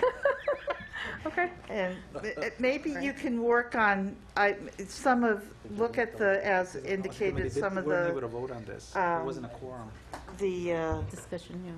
You know what I mean? So court it might be a better. documents, as well as seeing if there's any other districts out there that might have something that has solved some of these issues that we've come up with. Be happy to bring some of those examples. Okay, great. And so we are going to now take a break until 4 o'clock. We didn't quorum at the policy. Convene, and we'll begin. Welcome, everyone. We'll begin with board reports, and we'll start with Trustee Gutierrez. Okay, well, for this week, I'll start for today. It was a great event. Most of us were there. The announcement of our graduation rates, 73%. I commend all of the principals and staff in this effort, and it's just a continuation as to what we set ourselves to do as far as goals and making sure that every student is graduating and succeeding and now going to college. So congratulations to the staff. The video at the end was a great video. It really was highlighting all the principals, and all of the statements by the students was just great. So thank you, Pedro, and thank you to all the staff and to all the principals. Go Washoe County School District. Trustee Mayor. Yes, I've had a couple school visits. I was at Palmer and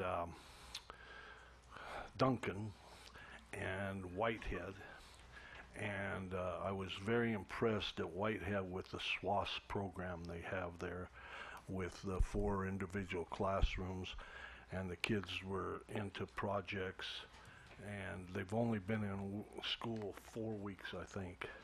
And one kid's ledger, a journal, had 42 pages already in it. And I go, wow, this is great. And then football season's back in. Went over to Sparks High School and tried to cheer on the Railroaders, but was 35-6 at halftime. So I thought I'd go across town, and I went over to Reed, and the football field just looks super. And of course, Reed won, so had one out of the 2 winners. So, but I've never seen a crowd at Sparks High for a football game in the last 20 years. It was amazing. It was a packed house, and I got to tell you something.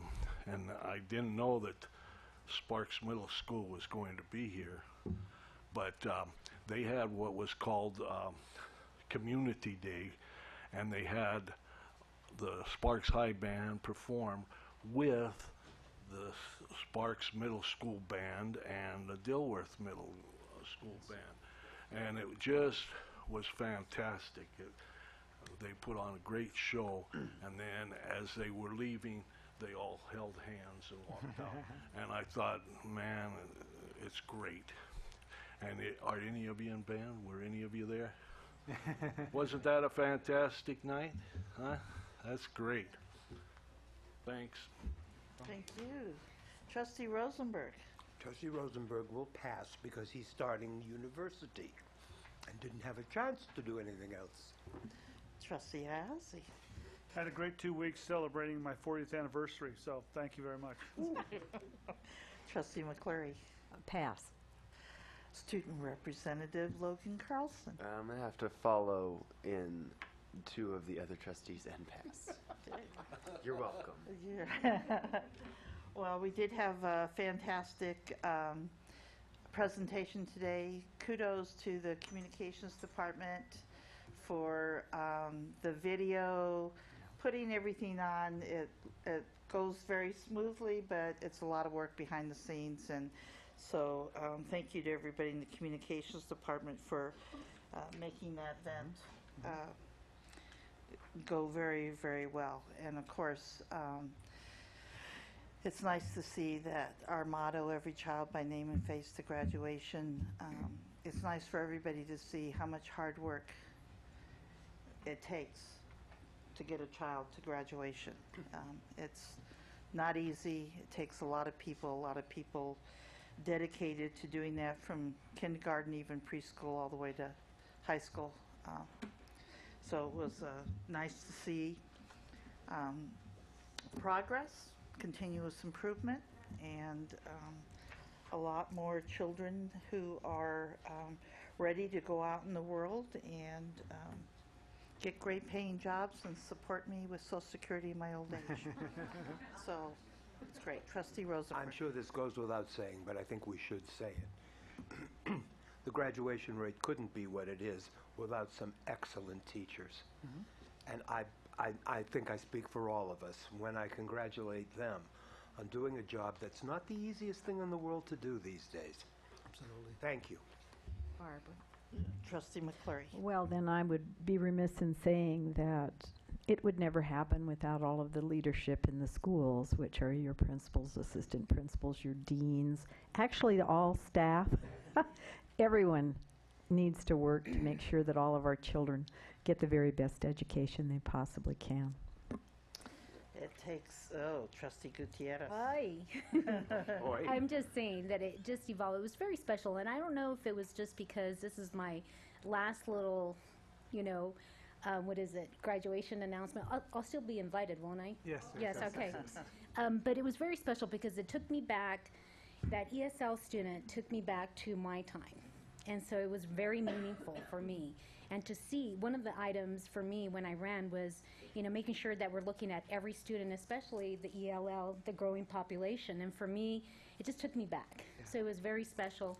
And the fact that we've grown significantly in that population. We still need a lot more, but that we've grown. So on that note, I'm very happy trustee at the moment. Mm-hmm. And it truly does take everybody within this district, from someone who is an aide or bus driver, nutrition services, whatever, landscaper. I met on my way in the landscaper at Worcester High School. He and I got to know each other a little bit, and he has a big property that he's taking care of himself, which has an impact on children as well, and the environment which they are. So it takes everybody all the way up through our district staff, to our superintendent and to the board. So great job. Thank you. Superintendent Martinez.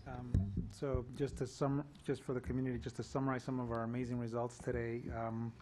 So with the new formula, the way the state now asks us to calculate graduation, we went from 66% to 73% over 2 years. That's a 7-point gain. In the old formula, we actually would have went from 69 to 77%. That was an 8-point gain. What's amazing, and the message we wanted to send to the community, is that it didn't matter how you computed it, because at the end of the day, our gains were all driven by 100% was kids. We had a growth over the last 2 years of 337 children graduating, more children graduating 2/3 of those children, by the way, were advanced and on a diploma. UNR just released their enrollment today. They're at a record level, close to 20,000. I can tell you that President Johnson, before he even announced any numbers, told me that they had a record, and I'm hesitant to say the number because I know what it is, but it was a record number, and I'll just tell you it was double-digit growth. It was almost double what the UNR's rate of increase is. Double-digit growth from Washoe County, and also best prepared, highest GPA, and this is his words, not mine, best prepared, highest GPA, most diverse ever that he's ever seen. And then Dr. Sheehan also said, again, one of the best community colleges in the country, said her numbers are up, and we have some amazing programs that we're working on together to make sure that our children have the right transitions, and she's excited about what's happening with our partnership as well. So, as everybody said, kudos to the high schools, kudos to the communications team, because putting that together, I'll tell you, it was a lot of work. That video, by the way, we did it without any of the principals knowing. I know. They were all crying. So I was just hearing their voices as we played it, as the children are thanking them. And we did that, and it was the first time we've ever done it. And we did that on purpose because we wanted to make the day be what it mattered, to be focused on our schools. And, Trustee McCurry and Trustee Rosenberg are dead on. Every staff in those buildings are working very hard, and that's why I challenge the community to go to any high school. Our high school teams know every single child in those buildings. And sadly, as I said today, for every success story, sadly, we do have some stories that weren't successful. Special ed and our Native American children, we still have a ways to go. And we were very transparent about that today, but know that that is two areas that we're going to deepen our focus. We have too many children that get adjusted diplomas. And the reality is that when a child gets an adjusted diploma, and I'll say this in front of our students, no access to financial aid, no access to a Millennium Scholarship. You can go to the community college, but you're paying for that on your own. And we had several children this summer that, even though we were holding their hand all the way through, decided that the adjusted diploma was enough. And that's just something we have to change, and we have to go after a lot earlier. Most of the children, the Native American children that we're struggling with, are in Pyramid Lake. And I commend the board because we had a board meeting in Natchez Elementary School. We have a ways to go. I mean, sadly, those children get on that bus and they're coming here on an hour ride. It's very easy not to get up and just not get on that bus. And so that's another area that we just have to really look at. It's a small group. Deputy Superintendent Davis is already arranging programs for mentorship where we start working with those children from 9th grade on, because that's what it takes. Because, by the way, we lose them in 9th grade. We don't, they're gone by the time we hit 12th graders. And so we have to start a lot earlier. So again, I just want to make sure, as a complete picture, we have a lot of success, but we also have our areas to improve on. And my only other report is I visited 8 schools in the last 2 weeks: Lenz, Maxwell, Bennett, Allen, Dunn, Lincoln Park, Elmcrest, and Warner. And I'll share this one story with you about what I see happening in the schools. So one of the schools, to Trustee Mayer's point, I was doing a project, and it was on the drought. So, of course, I've been reading the stories about the drought here in Nevada, so I just thought, well, that's what it's going to be, right? It's going to be about the drought in Nevada. Presentation start, I see videos about a drought in India, and they're watching the BBC News about how do you define a drought in India. And I just thought that was the coolest thing. And they made the connection between the drought in India to the drought in Nevada and what the causes were. By the way, guess what grade level this was? Anybody? Fourth. It was a 3rd and 4th grade combo class.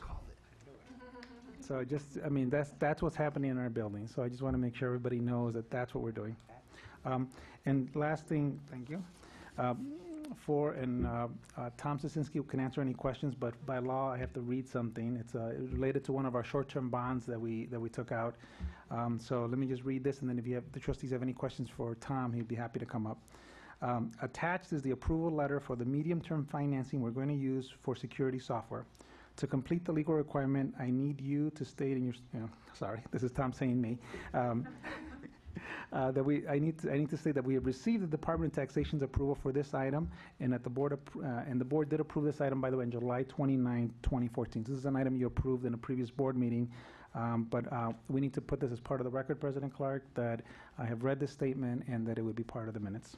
And like I said, Tom Sosinski would be happy to answer any questions if anybody has any questions. Is there something attached? Yep. So can you email this out to everybody so everybody can read it? Yep. Great. Yep. And like I said, this item was approved on July 29th by the board. Great. Thank you. Okay, now our recognitions. One Can of I our- just- Oh, yeah, I'm Trustee sorry, Gutierrez. whether you felt, well, you didn't mention your strong collaboration with university and TMCC in your plan with the transcripts that I know Howard's going to be happy. Yeah, so. When I see it happen, I'll be happy. It's happy, this is happy. Yeah, so, because again, we had so much to talk about in today's event. One of the things that the community is going to learn more about, and by the way, I'm going out and talking to a lot of the kids about this.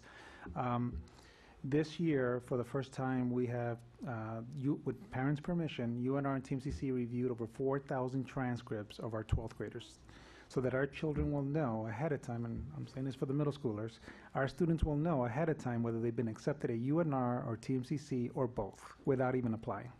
So we're now setting up events specifically for the children. So for example, if our children have interest in health science at TMCC, Dr. Sheehan has committed to put special events just for our children so they can see all the amazing health science programs at TMCC. If our children want to see the engineering programs at UNR, the UNR department will put on special days, because even though both institutions already have open houses, I don't know if you've ever been to one of those, usually 1,000+ people go, and they're very intimidating, and this will allow us to be more customized. And I got to tell you, both TMCC, Dr. Sheehan, and Dr. Johnson are going to be very aggressive in recruiting the children. We'll be working with our partners and our counselors across the schools to coordinate these events. But I think, like I said, we already have record numbers of kids in college in the class of 2014. Wait for the class of 2015. Anything else? Okay. Class Act Award.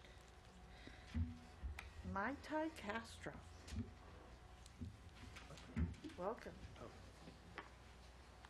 And I Hi. want you to notice I pronounced your name correctly. Almost. Or did I pronounce your Almost. name correctly? Okay. Eventually, we'll get it, no worries. Well, good af- introduce yourself, then, Yes. please. Well, good afternoon, Board of Trustees. My name is Maite Castro, and I am the branch manager for United Federal Credit Union. I'm very excited to be here. We have lots of recipients today, so very excited to be part of this program. First, I would like to introduce Gloria Guile. She is the Verde Elementary principal, and she's going to tell you about Ashlyn Horton. Welcome. Hi. It's fun to be here on such a positive event. I just want to say a little bit about Ashlyn. Ashlyn, can you come up here, sweetie pie? Oh, she went home and changed clothes. This is not what she was wearing at school today. You know, Gloria, you didn't have to say that. You know? I just want to say that Ashlyn was nominated by our before and after school program, Boys and Girls Club, and she loves to help around the school. She assists in the Boys and Girls Club with our younger students and is just a great role model for them. And she's a really hard worker, and we're very proud of her and glad that she's a role model at our school. So congratulations, sweetie pie.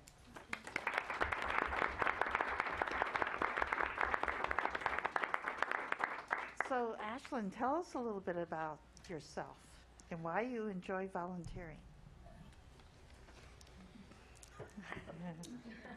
Well, start out. What grade are you in? Did I miss that one? No? And you don't have to say a word. She's in That is 5th grade. fine. She has a brother at our school. Her parents are very involved in our community, so we're very excited to have her at our school and to represent us tonight. Great. Well, welcome very much. I hate talking in public myself, so I understand completely. And Trustee Rosenberg has something to read. Ashlyn, you have to pay attention to this. There's 4,000 whereases. You'll just love it. Resolution by the Washoe County School District Board of Trustees. Whereas KRNV-TV Channel 4 and the United Federal Credit Union and the Reno Aces have honored Ashlyn Horton as the Class Act Award winner. Whereas the Class Act Award recognizes outstanding students in Northern Nevada. Whereas award winners are positive role models at school, at home, or in their community and often go unrecognized and unrewarded. Whereas Ashlyn Horton is an enthusiastic participant in the SMART Girls, Skill, Mastery, and Resistance Training and Torch Club programs at school.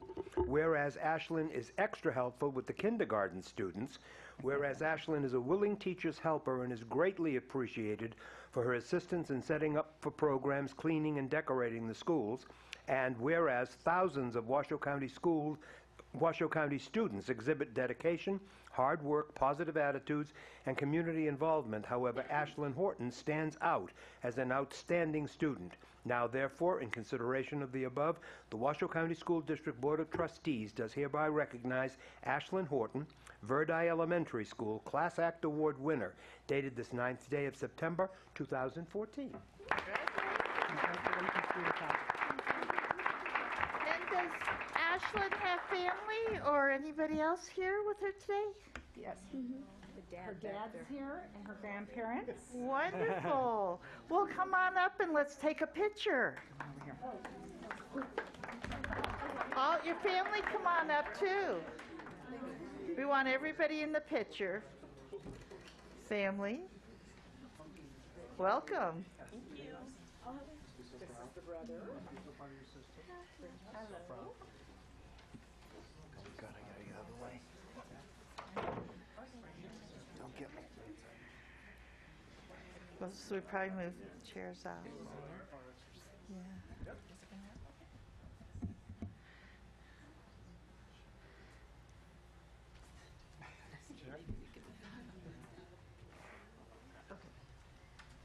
I'll take two. Here's the first one. 1, 2, 3. And then here's another one. Congratulations. Thank you.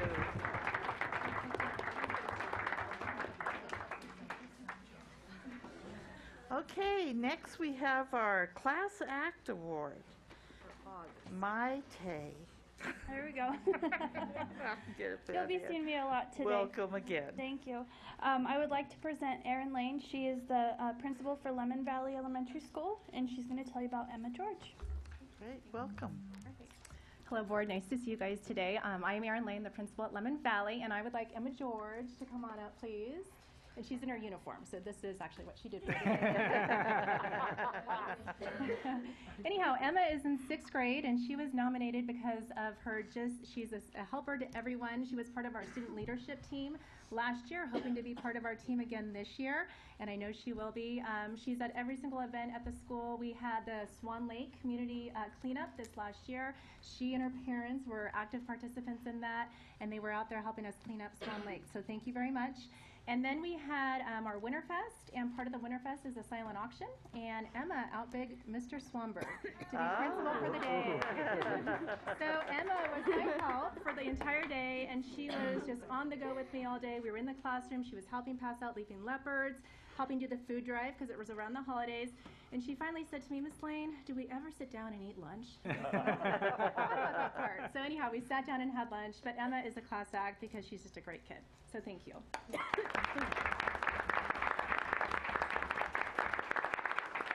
Well, Emma, in your thing here, it says that you are one of the most unselfish children and that you always have a smile and a positive attitude. So welcome, and tell us a little bit about why you like to help out at school.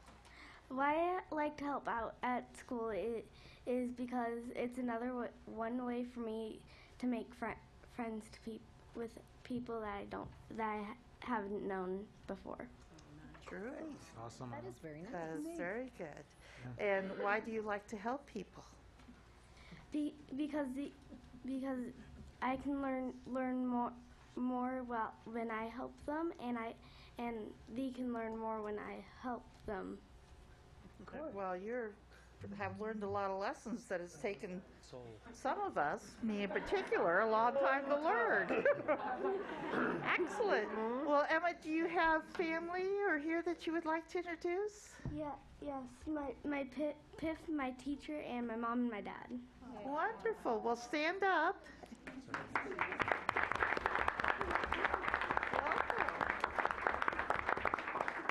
Well, Emma, we have a resolution for you, and Trustee Iossi is going to read it. Thank you very much. It has the same number of whereases, but it says something different after each one. Resolution by the Washoe County School District Board of Trustees, whereas KRNV-TV Channel 4, the United Federal Credit Union, and the Reno Aces have honored Emma George as a Class Act Award winner.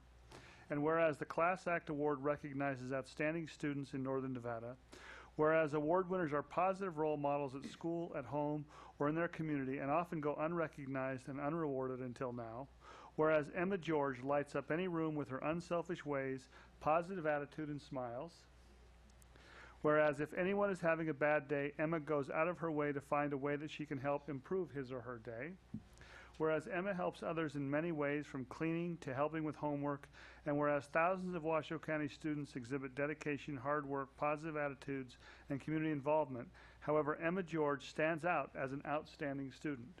Now, therefore, in consideration of the above, the Washoe County School District Board of Trustees does hereby recognize Emma George, Lemon Valley Elementary School Class Act Award winner. Congratulations. And let's go ahead and have her family come up and the people from the school to take a photo. And Emma, I want you to recognize that there's only 12 of these awards given out each year. So out of our 63, almost 63,000 students, you have gotten this award. That's pretty special.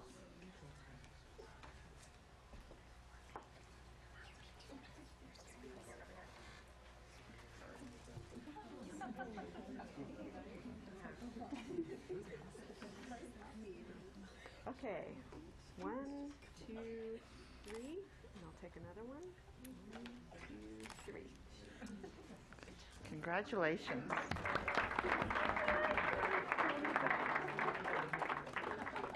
And I wanted to say the same for Ashlyn. She was the class act for July, and Emma's for August. So it's pretty special when you get one of 12 spots in the entire year for all of the students. That's pretty darn good. Congratulations. Now we have excellence in education, and Mr. Stark, welcome. Thanks.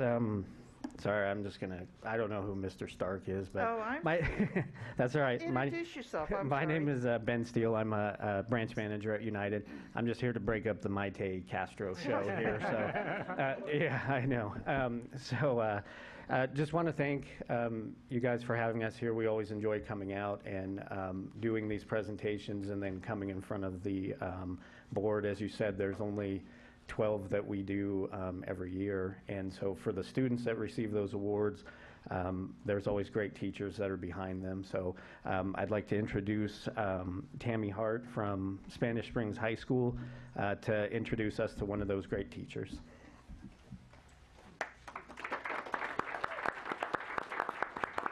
Welcome. Good afternoon, or evening, I should say. I would like to introduce Terry Gill, Teresa Gill, but she goes by Terry. She is one of our fantastic English teachers at our school site. And I have to share with you, you had stated something earlier, that she is so unselfish of her time. She has worked diligently to help students meet their academic needs, and she is always available for them. Her colleagues are impressed with her intelligence level. And I mean that wholeheartedly because I have the emails to prove that.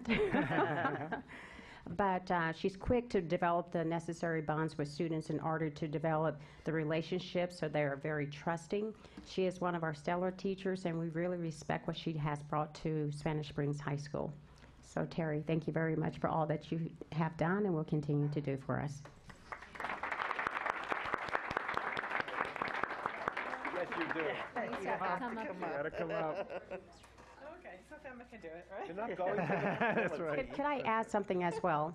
Terry has had 3 kids that have graduated from Spanish Springs High School. Some have already just recently graduated from UNR with degrees, and others, they are fantastic kids with honors and APs. So she, as a teacher she has instilled those qualities also with her own children. Wow, welcome. Very much. Terry. Thank you. So how long have you been teaching? Well, here at Spanish Springs and in this district, 9 years. That's and awesome. then 4 years back in California, a long time ago. So what do you enjoy best about being a teacher?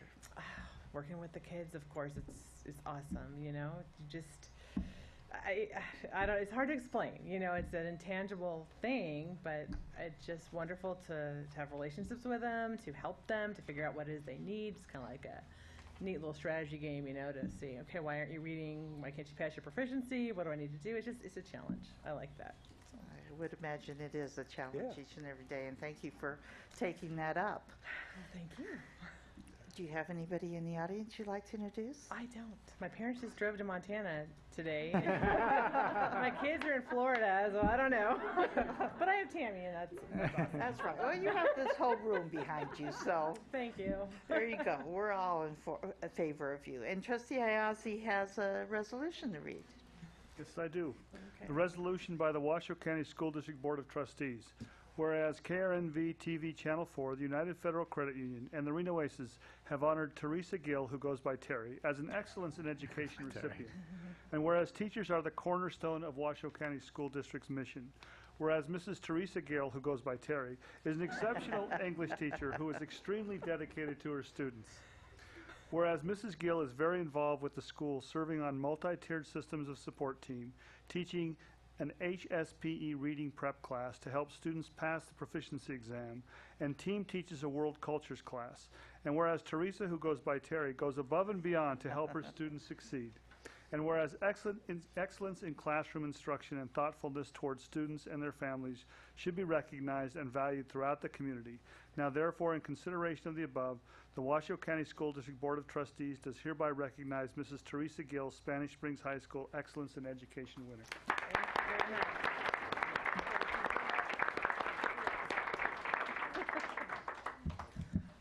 I like in the way the letter was written. I thought maybe it might be in the resolution, so I didn't say it. It says you're a perfect example of a warned demander. You make every student extremely accountable and does in a way that makes them feel loved. That's pretty accomplished.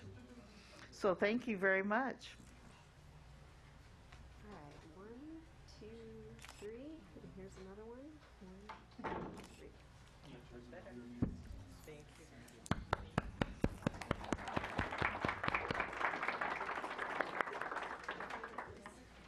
Okay, our Excellence in Education for August. Welcome Right. back. Last one for today. I'd like to present again Gloria Guile, who is here to present Mary Miller. Oh, that was Double duty tonight. Okay, first I want to say a couple things about Mary, and then I want to tell you a little story. She's an ultimate advocate for students. She's our resource teacher at Verdi. She's a fantastic co-teacher, has co-taught for the last 2 years with our 4th and 5th grade teachers, has a strong work ethic, and as exhibited today by all of her colleagues that are here, she's an excellent colleague. But I want to tell a little story.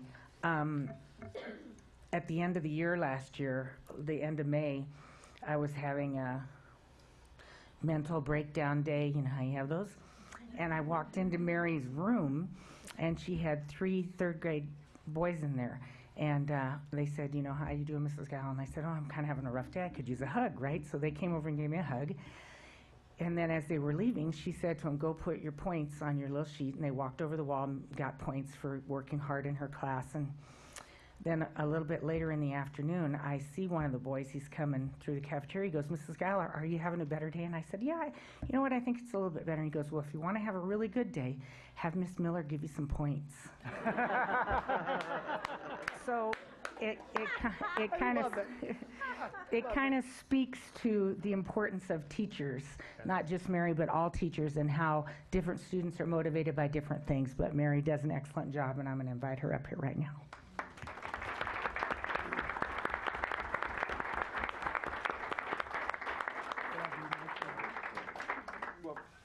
Welcome. Can I get some points? Thanks. If you're nice, you might get some points. And that comment I made was about you, Mary. I didn't have my reading glasses on, and so about being a warned demander, and that you do it so that your students still feel loved and safe. So The other teacher does that as well. I'm sure she does. So both of our teachers do that. I know. Yeah. Both of our That's teachers do right. that. So. Well, tell us a little bit about yourself and why you enjoy teaching so much. Well, I've been teaching for almost 20 years. It's hard to believe. I've been at Verdi for 15 years, and I enjoy teaching just because it's all about the kids. They make my day. Even if they don't earn their point, they make my day. I just really enjoy, you know, investing my time and energy into giving them a good education, and not only a good education, but investing my time into helping them feel good about themselves, because I feel like their well-being is just as important. Absolutely. And their sense of belonging and doing well is what's going to provide them the success for future grade levels, and hopefully all the way through graduation. So Absolutely. Fantastic. Thank you. Do you have people on the audience you'd like to introduce? Yeah, my husband, Jared, in the back over there, Jared's hiding gotta in the stand back. up or Yeah. wave.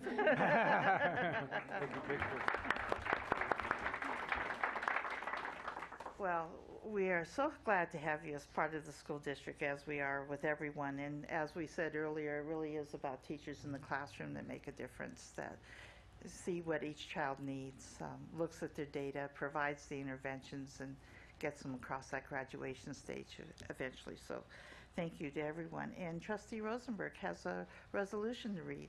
A lot of whereases. Resolution by the Washoe County School District Board of Trustees. Whereas KRNV-TV Channel 4, the United Federal Credit Union, and the Reno Aces have honored Mary Miller Gill as an Excellence in Education recipient. Whereas teachers are the cornerstone of the Washoe County School District's mission. Whereas Mrs. Mary Miller is an amazing advocate for all students, especially for her special education students, demonstrating an incredible work ethic and dedication to refining the craft of teaching. Whereas Mrs. Miller's kindness and patience are remarkable, and the very reason why her students love her and respond to her teaching. Whereas Mary is a perfect example of a warm demander, requiring her students to be accountable while they know they're loved, safe, and free to take risks. Whereas excellence in classroom instruction and the thoughtfulness towards students and their families should be recognized and valued throughout the community. Now, therefore, in consideration of the above, the Washoe County School District Board of Trustees does hereby recognize Mrs. Mary Miller, Verdi Elementary School Excellence in Education winner, dated this 9th day of September, 2014. Thank you. So let's have your husband come up and be part of the picture.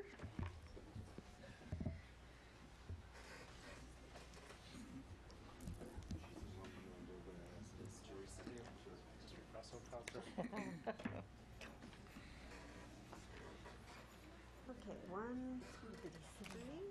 One more.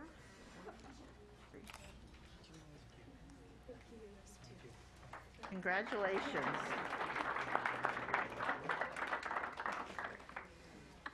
And we are celebrating National Hispanic Heritage Month.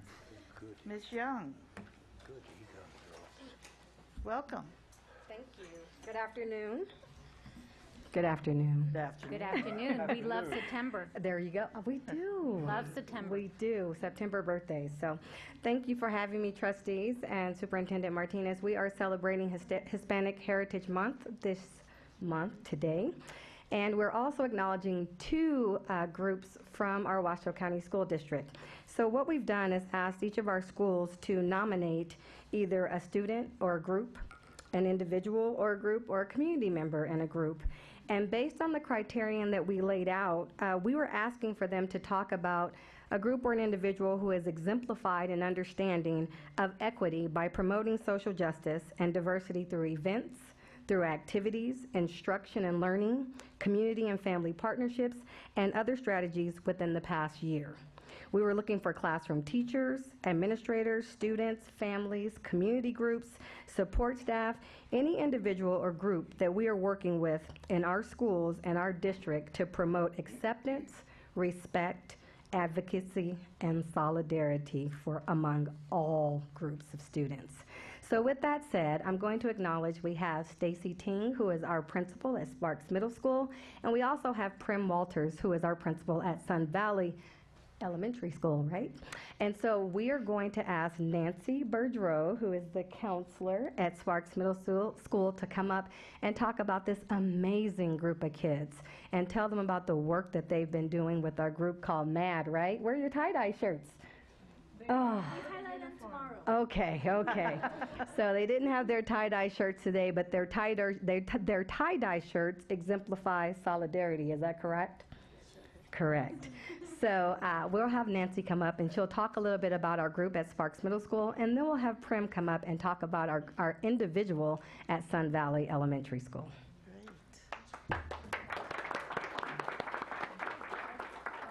Welcome.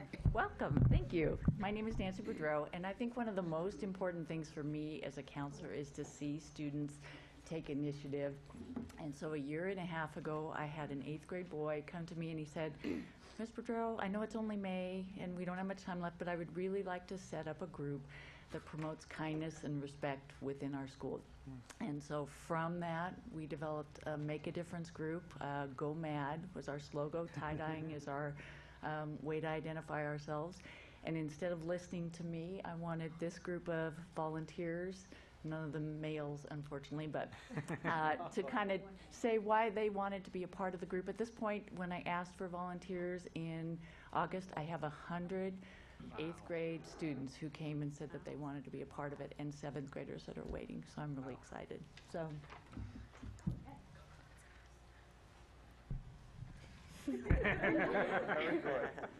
Hi, I'm Rosa, and I joined the Make a Difference group because I wanted to see in Sparks Middle School a family community. Awesome.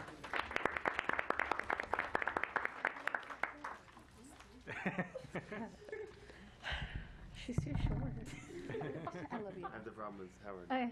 Hello, my name is Monica, and the reason I joined the Make a Difference group was because I wanted to help the 7th graders, and I wanted to help the school. So, awesome. Yeah. Cool.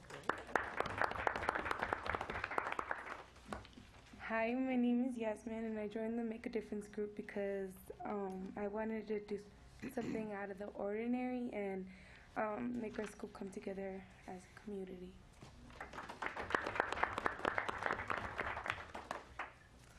Hi, my name is Amari, and I joined the Make a Difference group because I wanted to help the 7th graders get around and host activities.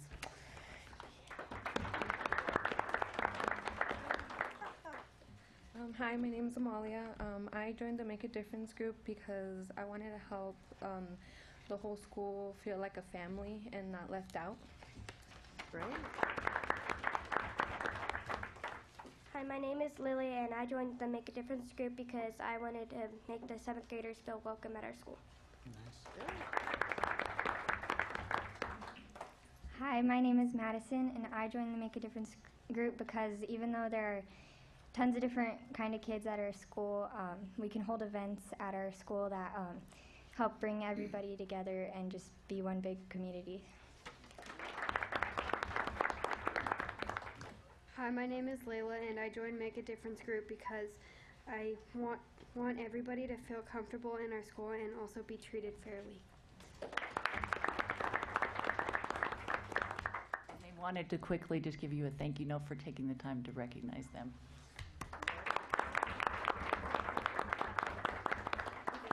Thank you. Thank you. That is so nice. This made a difference. Not only future leaders, but future artists. Exactly. Why don't we give these young people another round of applause? Next, I would like to call up Prim Walters, who is our principal at Sun Valley Elementary School. Good afternoon. Good afternoon, Board and Mr. Martinez. It's always a pleasure to show up here. I miss you guys. I haven't been here in a while.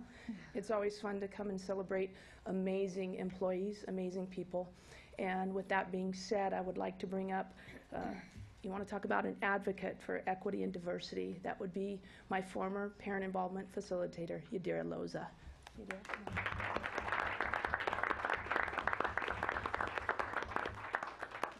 Yadira was a lifesaver for me last year, moving from Spanish Springs Elementary to Sun Valley. I walked in the door and she said she was my PIF, and I went, "What's that?" Of course, that's a parent involvement that we get in Title I that I didn't get at Spanish Springs, so it was a pleasure to have her. She was amazing. She led the way. She told me exactly what needed to take place, how to get the parents involved. And the amazing thing about her is I realized that she is more than a PIF, okay? She ended up last year getting her master's in equity and diversity and education. She is inches away from, I'm pushing her, from getting her teaching credential. So I'm lucky that I had her as a parent involvement committee, realized that she probably needed to do more at my school. So we're a Zoom school now, so now I moved her up to teacher assistant.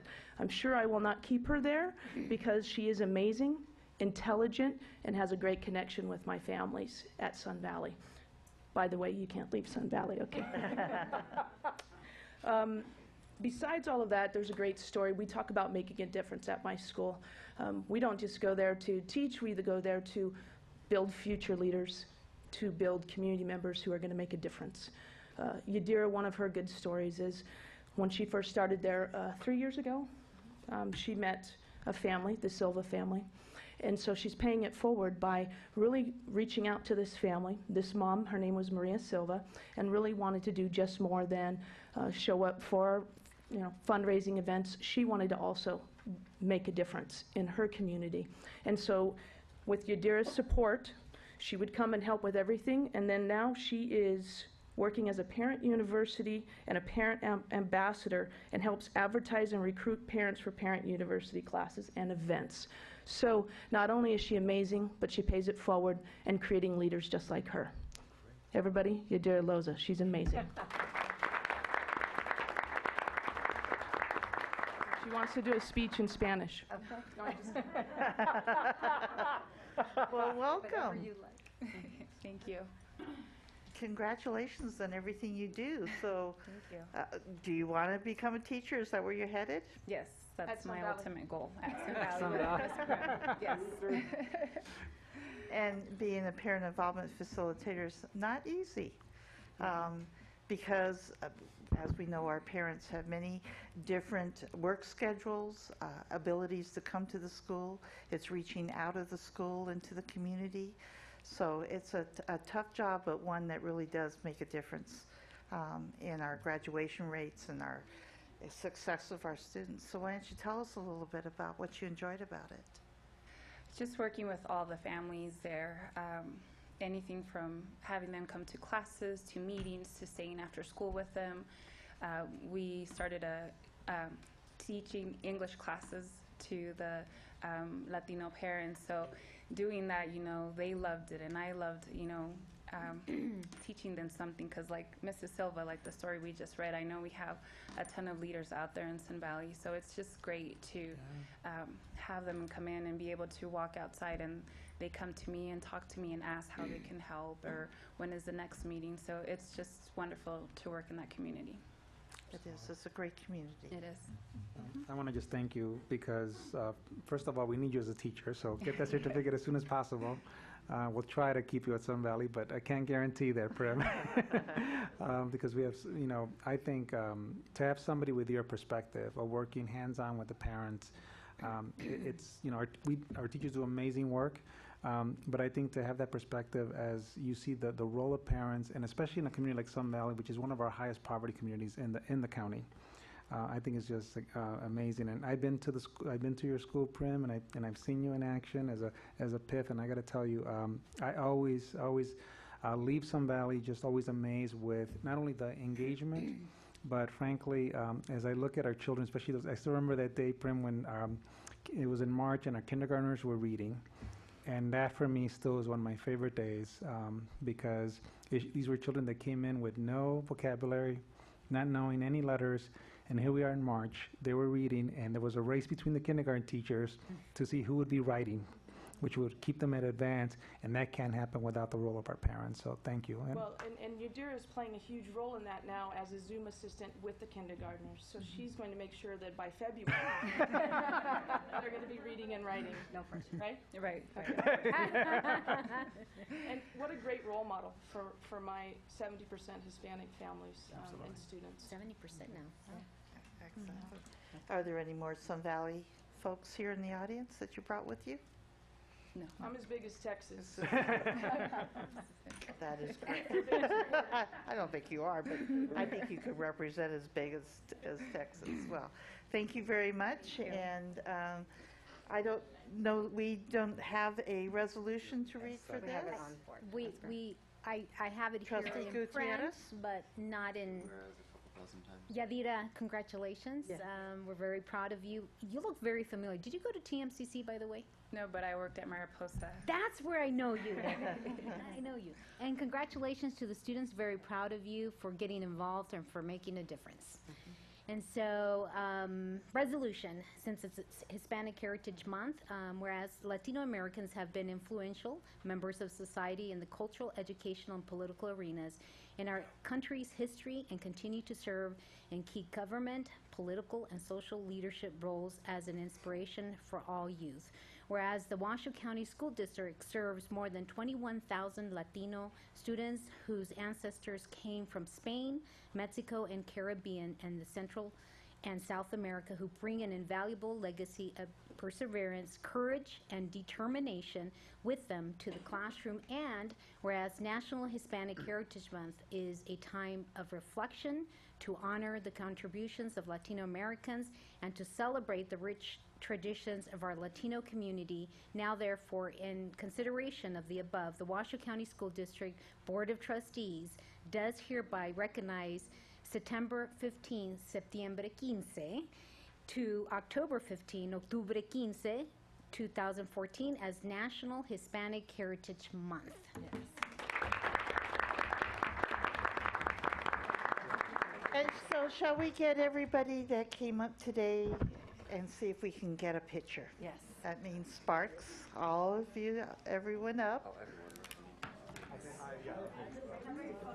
Christy, President Clark, can I go up there? Yes, absolutely. Not me move. No, you're fine. Line up, you guys were awesome. There you go. Does she want everybody? I don't know if she meant every single person. Maybe she just meant the two there. Meant the two people. I just wanted to know. Come on, Stacy. Try to avoid I was gonna say. I can move. We'll go to the end. You might need to just squash in just a smidgen more. We're squashing. A smidge, a smidgen.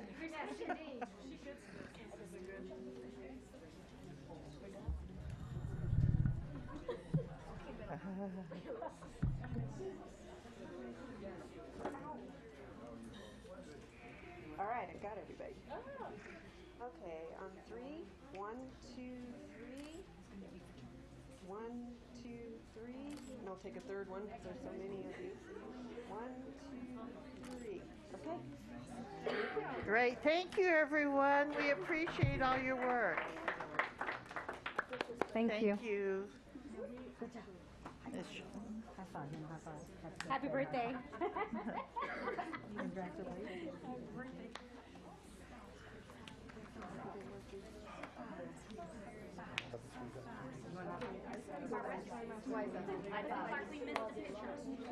With our teacher, that's right. The what? Oh, with Tammy Oh. and Alex Elementary. Do you want to take another picture? Okay. Sorry. We missed it. We missed it. How did we do that, boy? I need Wasn't a easy. keeper. Whose job was it to watch me today? Make sure I got everything. They fail. So, yeah.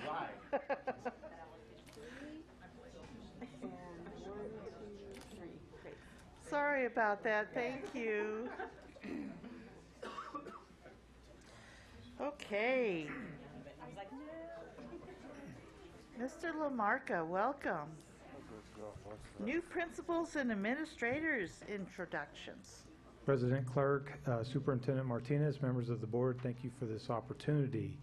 Outside the home, learning primarily occurs in the classroom, and that it comes from that special connection between teacher and student. So I think we can all agree, and people have already been talking about how indispensable that highly effective teacher is. These classrooms exist within buildings of many classrooms, and there are many factors that contribute to student learning. The vision of the school, the climate of the school, these set the conditions for learning. Welcoming families and valuing them within our schools, engaging them in their students' learning, these are critical factors. Teachers being aware of our expectations for students, all students. Providing the time and the space for teachers to collaborate, and the opportunity to make that magic occur. These are all things that affect student learning. These responsibilities and many others fall to our principals. Today it was fitting at the celebration of our students who graduated in 2014 that special attention was given to our high school principals, and I know they appreciated that and we appreciated that. So in keeping with that, we want to introduce our new to district or new to the position principals, and without further ado, I'm going to ask Richard Swanberg to come up and start. Good afternoon. Good afternoon. President Clark, Superintendent Martinez, board members, it's my pleasure to introduce the new principal at Alice Smith, Arch Ruth. So Arch, come on up.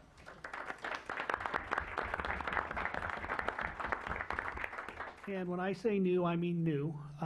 He was hired July 31st, and our back-to-school administrative meeting was August 1st. So he had about 6 hours to get ready for that meeting. He's done a great job. He's been at Pine for 6 years as assistant principal. He was in Clark County for about 12 years, and last year he was the Nevada Assistant Principal of the Year. So at that, I'd like to introduce Arch Ruth. Welcome. Hi. So tell us about what your plans are for the year ahead. Whoops. Oh. I didn't touch it. You know, I was very blessed to step into a school with a fantastic staff, students, teachers, and a community that's already very dedicated to doing this hard work that we have with our children each and every day. And so, simply put, what my plan is simply not screw it up. And no, but simply is to work with the teachers, create a common vision that we all share for the work that we have to do for our kids, and also create a community where our family is welcome. They come in and interact with us as we work with their children to get them to, college and career ready. Excellent. Great. Well, we look forward to your year ahead and success we know that you'll have. Thank you very much. Arch. Congratulations.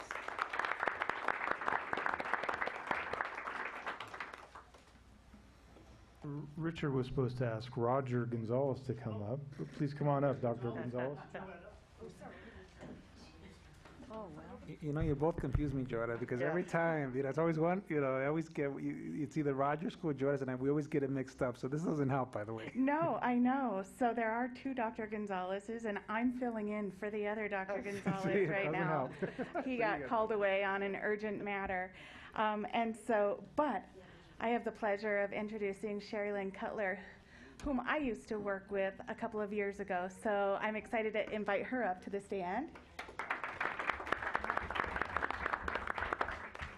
And when you talk about a WCSD employee who's done it all, Sherry Lynn is that person. She started as a bus driver, she's worked as a teacher, she's worked in elementary school, and she's worked in middle school. She used to be the assistant principal at Billinghurst over the past several years, and that's how I got to know her. She was in classrooms all the time, she was a dynamic leader. And she really had a knack for relating with teachers and kids. So it's my pleasure to introduce Sherry Lynn. Thank you. Good afternoon. Good afternoon. So welcome, and what are your goals, and what would you like to see in your first year as principal? I just would really, I'm so blessed to be at Billinghurst. I'm so blessed to know the staff and the students and the stakeholders and the parents and everything already, and just be there. I understand the past, and I understand where we've been and where we are headed, and such dynamic things are happening at Billinghurst. The students, we've just from the beginning embraced the social and emotional learning. We're in our third year of that already, and we've just really seen great things with our students and our student body and the relationships between our students and our teachers and everything. And just to be able to continue that and take it to the next level, now we're doing a completely staff-wide things with socially emotional learning, which really integrates into our Bighorn attitude, and just continuing to see the great things that are going while the teachers just move on to that next level with their instruction and everything too. So really excited. Well, congratulations. Thank you very much. It's a big job to everybody here today that's taking this on. It's not for the faint of heart. No, it's not. Congratulations, Sherry. Thank you very much. Thank you. And Troy Parks is coming up from Area 4. Area 4, I live Area 50. Hello. Out of this mess. Good afternoon, President Clark, Superintendent Pedro Martinez, and members of the board. It is my honor to introduce to you 4 of the most outstanding principals in the district. I got 4 this year, and I feel like I really got the cream of the crop, if I don't say so myself. The first one is at Juniper, Miss Kim Polson.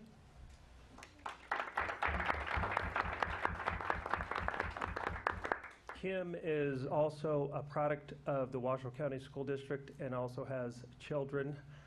She graduated from Worcester High and has served as an implementation specialist and also as an assistant principal at Stead Elementary. So here is Miss Kim Polson. So nice to see all of you.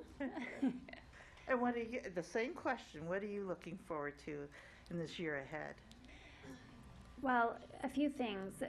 First of all, I feel like I've been so blessed with my path in getting to where I am today as a principal because of the opportunities that I had as an implementation specialist to get very, to hone in on instruction and to be able to be an instructional leader, but then also my experience at Stead Elementary School. My heart and soul are at that school, part of it, and I'm of course moving. That didn't sound right at all. Don't strike that from the.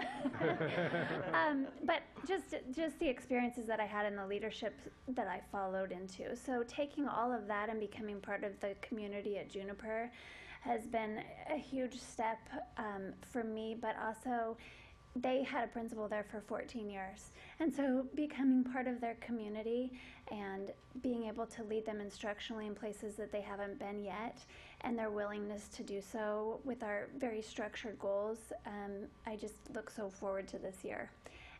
And my heart is at Juniper. Congratulations, Kim. Well, good luck and congratulations.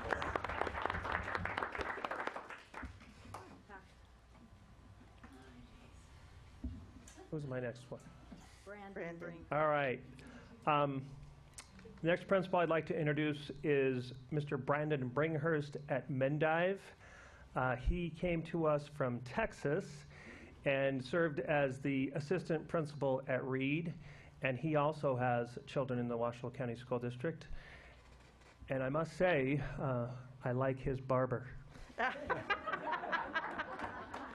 It's like looking in the mirror almost, isn't it? Yeah. Welcome. Good-looking guy. Thank you. Good-looking guy.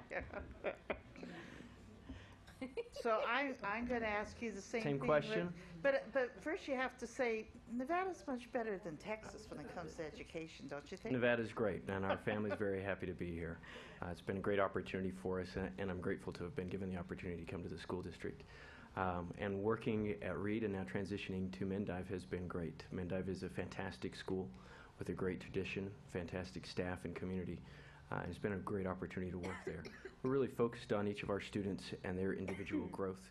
We have the GT Magnet program at Mendive, so we have a lot of students who come in at a very high level. But we're focused on all of those students, making sure that they grow and they leave Mendive on a better track than when they came into Mendive. We're doing that through our professional learning communities and making sure they are really functioning at a very high level to help our teachers improve their instruction in their classroom. So thank you very much for the opportunity to be here tonight and more importantly to work with the students here in Reno. Congratulations, Brandon. Good luck.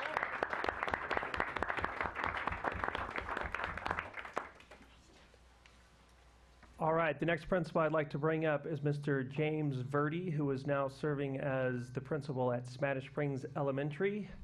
He formerly served as the assistant principal at Cold Springs, and he is also a product of the Washoe County School District, graduating from Reed High School. Ah, welcome. Good evening. Good evening. Do I get the same question? You get the same question. You don't want to change it up at all? You want to stick with that one? Yeah. Well, if you can come up with a better question, I'm always open. Maybe for these guys over here. You know? For me, I'm out at Spanish Springs Elementary, and that area has been hit really hard with some tough changes. They've had a lot of different principals in the last few years, some zone changes, and the community is really looking for somebody who's going to be there and stay there and let them know that I'm here to stay, I'm here to be with you and your community here. I grew up in Sparks. I love the Sparks area.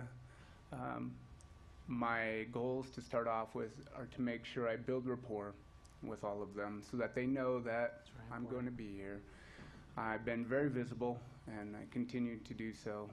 And then I've got to spend as much time in the classroom as I can. And those are the three things I'm trying to hit right away. So, and I got to tell you, the change from middle school to elementary school has been a blast.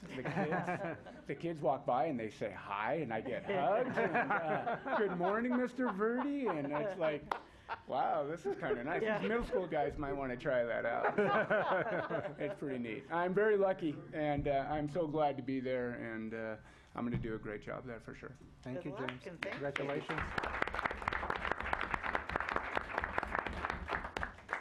All right, and finally, I would like to introduce Miss Tammy Hart, who is the new principal at Spanish Springs High School, which is our largest high school in the district. As you might recall, we lost a principal to a neighboring district, and I think there was a collective, uh-oh, what are we going to do? But as we went through the process, Tammy emerged as a shining star, and I am so excited about her leadership qualities and the positive attitude that she brings. Spanish Springs is in a great place right now, but I am certain that it's her leadership that is going to take them to the next level. She has already promised me that they will be at 90% in how many years did you say, Tammy? No pressure. No pressure No, there. yeah. 2 or 3?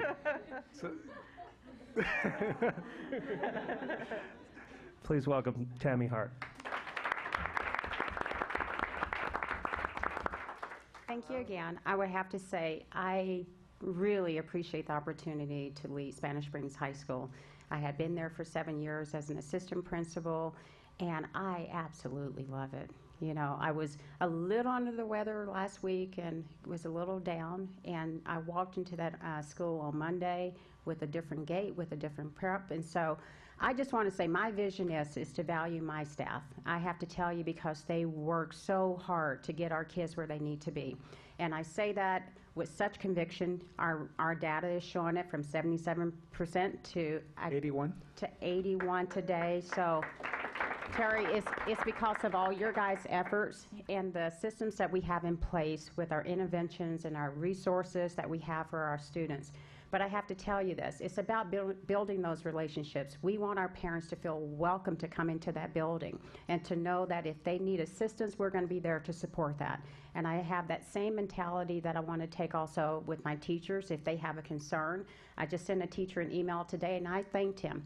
I really thank you for entrusting me with your concerns, because I want to hear what those concerns are so that we can move forward and get past that, because we need to continue to show that growth. Pedro, thank you for your time last week and coming to our school to talk with my admin team. I heard what you said that you need of us, and we're going to be working really hard to ensure that we're working towards all those goals. So with that, I'm from Texas.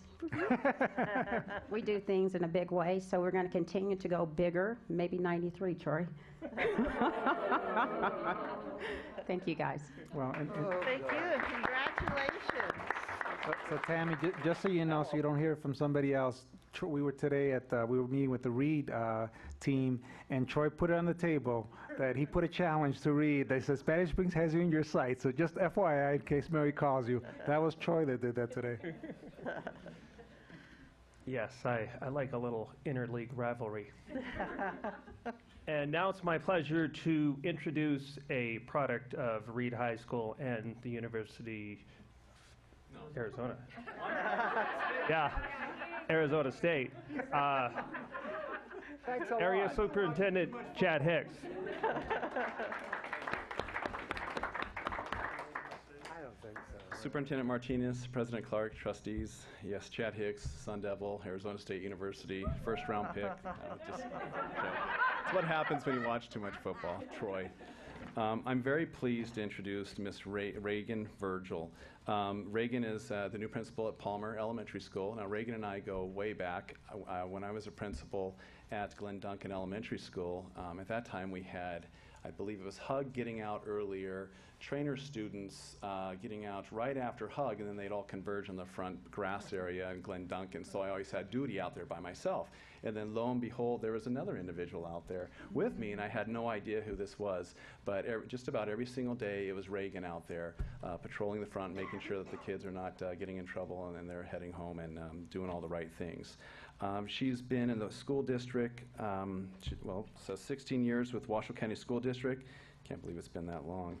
9 years as an English and special education teacher. She's been a dean at Hug High School, assistant principal at Trainer Middle School for 6 years, assistant principal at Washoe Innovations High School for 2 years, a bachelor's degree from University of Western Michigan, master's degree in special education from UNR, completed the Washoe County School District Principals Academy Executive Doctoral Program.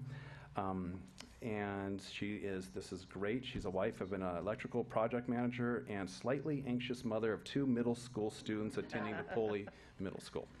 So Reagan, come on up here. I think the other thing I want to point out about Reagan is in her interview, she stated that I have been where they're going, and she's worked with all the Sun Valley students, and so now I want to see where they're coming from. And I thought that's outstanding, and just visiting with her briefly,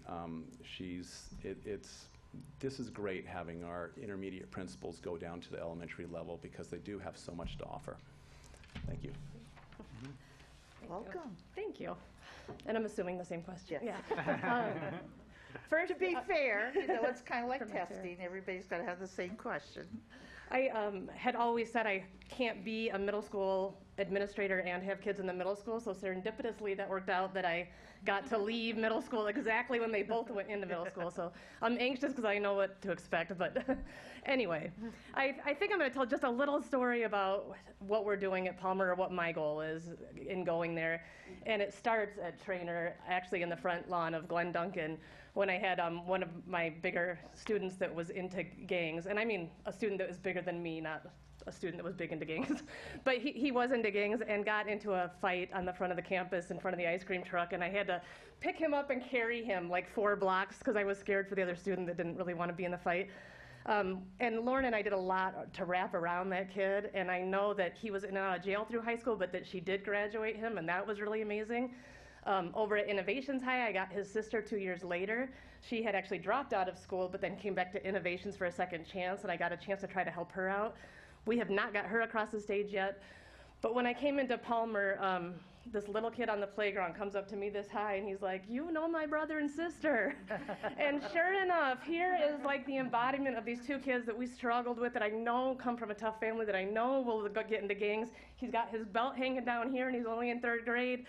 And he can't read yet, and he's in 3rd grade, and I have such a sense of urgency around this matter that, I will get that kid reading, and I will get him loved, and when he gets to middle school, it's all gonna be gravy, and it's so important to me, so that's kind of what I'm hoping to bring, but. Excellent. Congratulations. And good luck.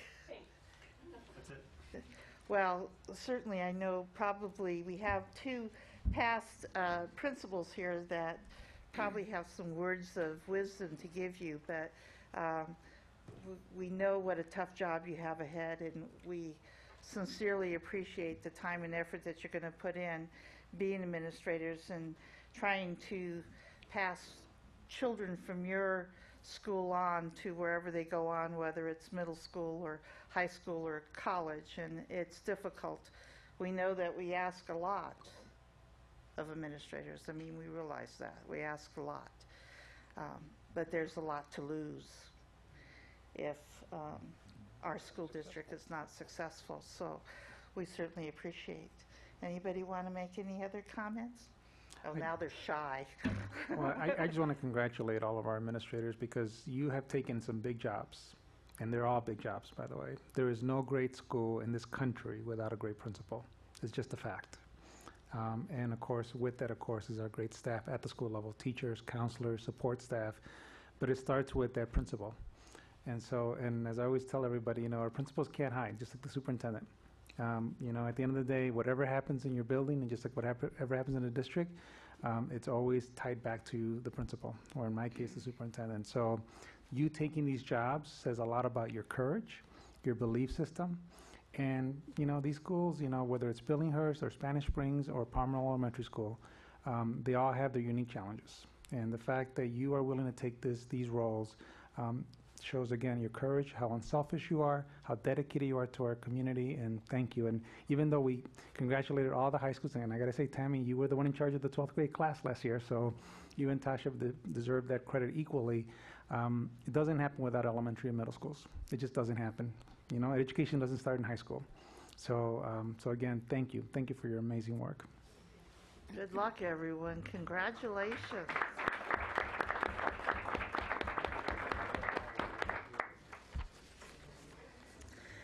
Okay, we're down to our, do we have public comment? Okay. I'm going to do public comment first, and then we'll go back to board requests. Mr. Ippolito, welcome.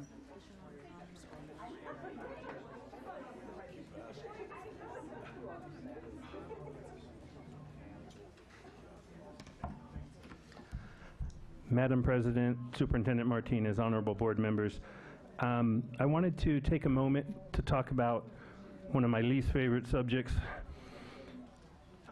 In this state, I'm not sure if you guys are aware, you probably are, our State Board of Education President, Elaine Wynn, was appointed by Governor Sandoval.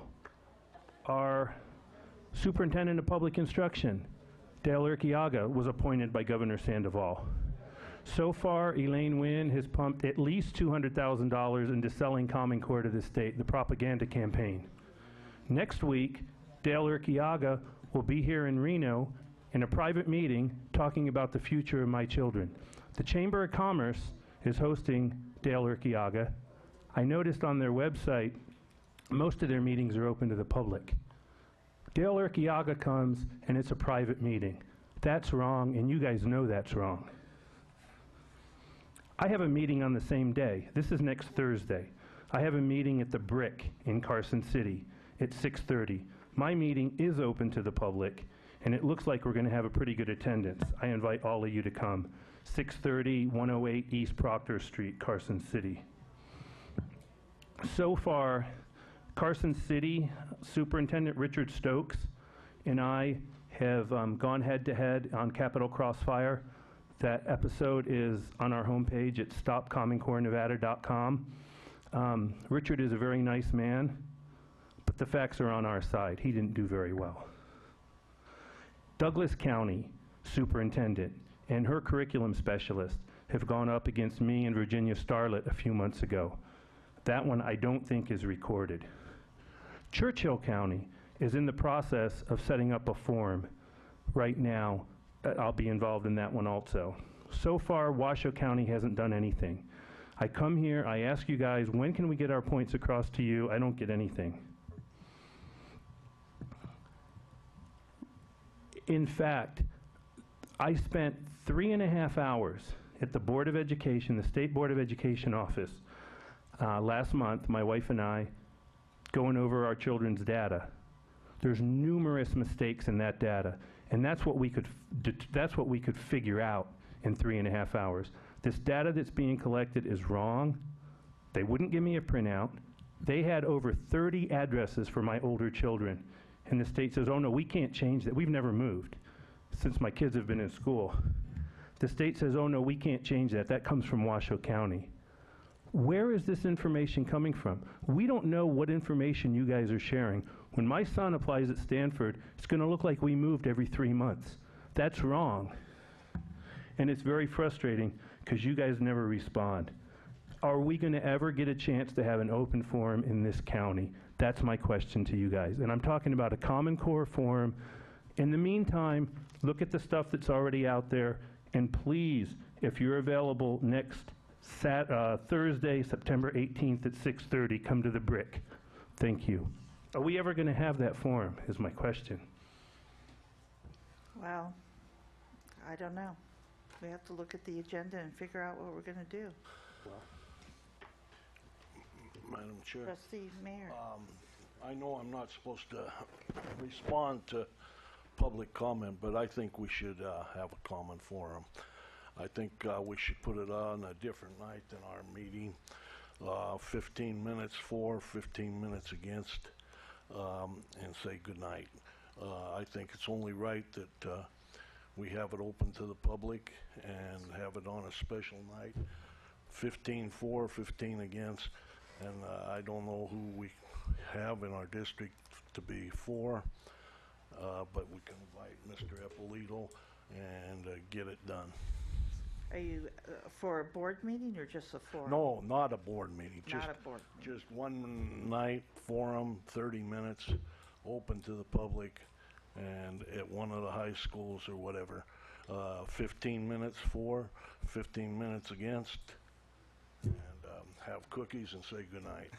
Have cookies. Cookies required? I agree. Macadamia. I agree. Academia cookies. I was going to say, yeah. I agree. I don't see any reason why we can't even have it in front of the whole board. Yeah. Doesn't bother me in the least. You know, I think it's important that we listen to both sides of this thing. It's really beginning to get me nervous. The one advantage of doing that, and I think it's a good idea, Trustee Mayor, is that there's a lot of lack of information about the standards, good or bad. There's just a lack, and we've been working with our state to try to have better communication, but the reality is that there's still a lack of knowledge about the standards, and so this could help in that effort. Okay, well, we'll leave it up to staff to set something up. Well, maybe the rest don't agree. That can go into 7.01, board member request. Right. Trustee Ayazi. Yeah, I was going to request we put on the next agenda the discussion about how we want that to happen. Yes. Instead of just leaving it up to staff, it sounds like there's trustees who want to sort of discuss how that's going to happen. Okay, we will add that to the next agenda. Right. Good. And I'd also like to add an approval for turf at Peavine Elementary. I know that they've got everything approved except for our policy states that they have to pay for the water, but as we talked about in the budget session, no one's set up to do water. So staff is doing the appropriate thing right now and saying they have to do all these things, but I'd like to have that discussion so that they don't lose the growing season on this. All right. Any other agenda requests? You know, we're coming up on the year anniversary of Sparks Middle School. And so, you know, are we... We haven't heard about the memorial again Yeah, either, right? we haven't. That's just sort of dropped through the cracks. Yeah. So, you know, I think we need to, you know, have some discussions or talk. You know, last time when we talked about the memorial, we didn't see anything. I don't recall seeing anything. It was one thing. I think that we need to do that, have that discussion, but I also think somehow we need to talk about how we would recognize the year, if and how. President Clark, Chief of Staff, Kristen McNeil, we had sent some information that we requested some input from the trustees, so we will go ahead and send that back out. It was in one of the superintendent's highlights with pictures of the memorial that was selected, so we'll send that out to you again. Well, why don't we agendize it? Yeah. For the next meeting. Okay, so we could put that on the September 23rd? Yeah. Okay, but I'll in the meantime, I'll go ahead and send you that information again that was already sent to you. Good. Okay. Trustee Mayor. You know, I'd like to have an update because I know the city of Sparks is working with Pete on a soccer field type memorial jointly between the city of Sparks and the school district. I don't know just where that is, but we should have a report at the same time as this memorial. Anything else? Okay. Our next meeting, we have board policy. It's the board governance manual on September 16th at 2:30. Joint board of trustees and student advisory board, same day at 4:30. And a regular meeting on September 23rd at 2 p.m. Anything else? Meeting adjourned. Thank you.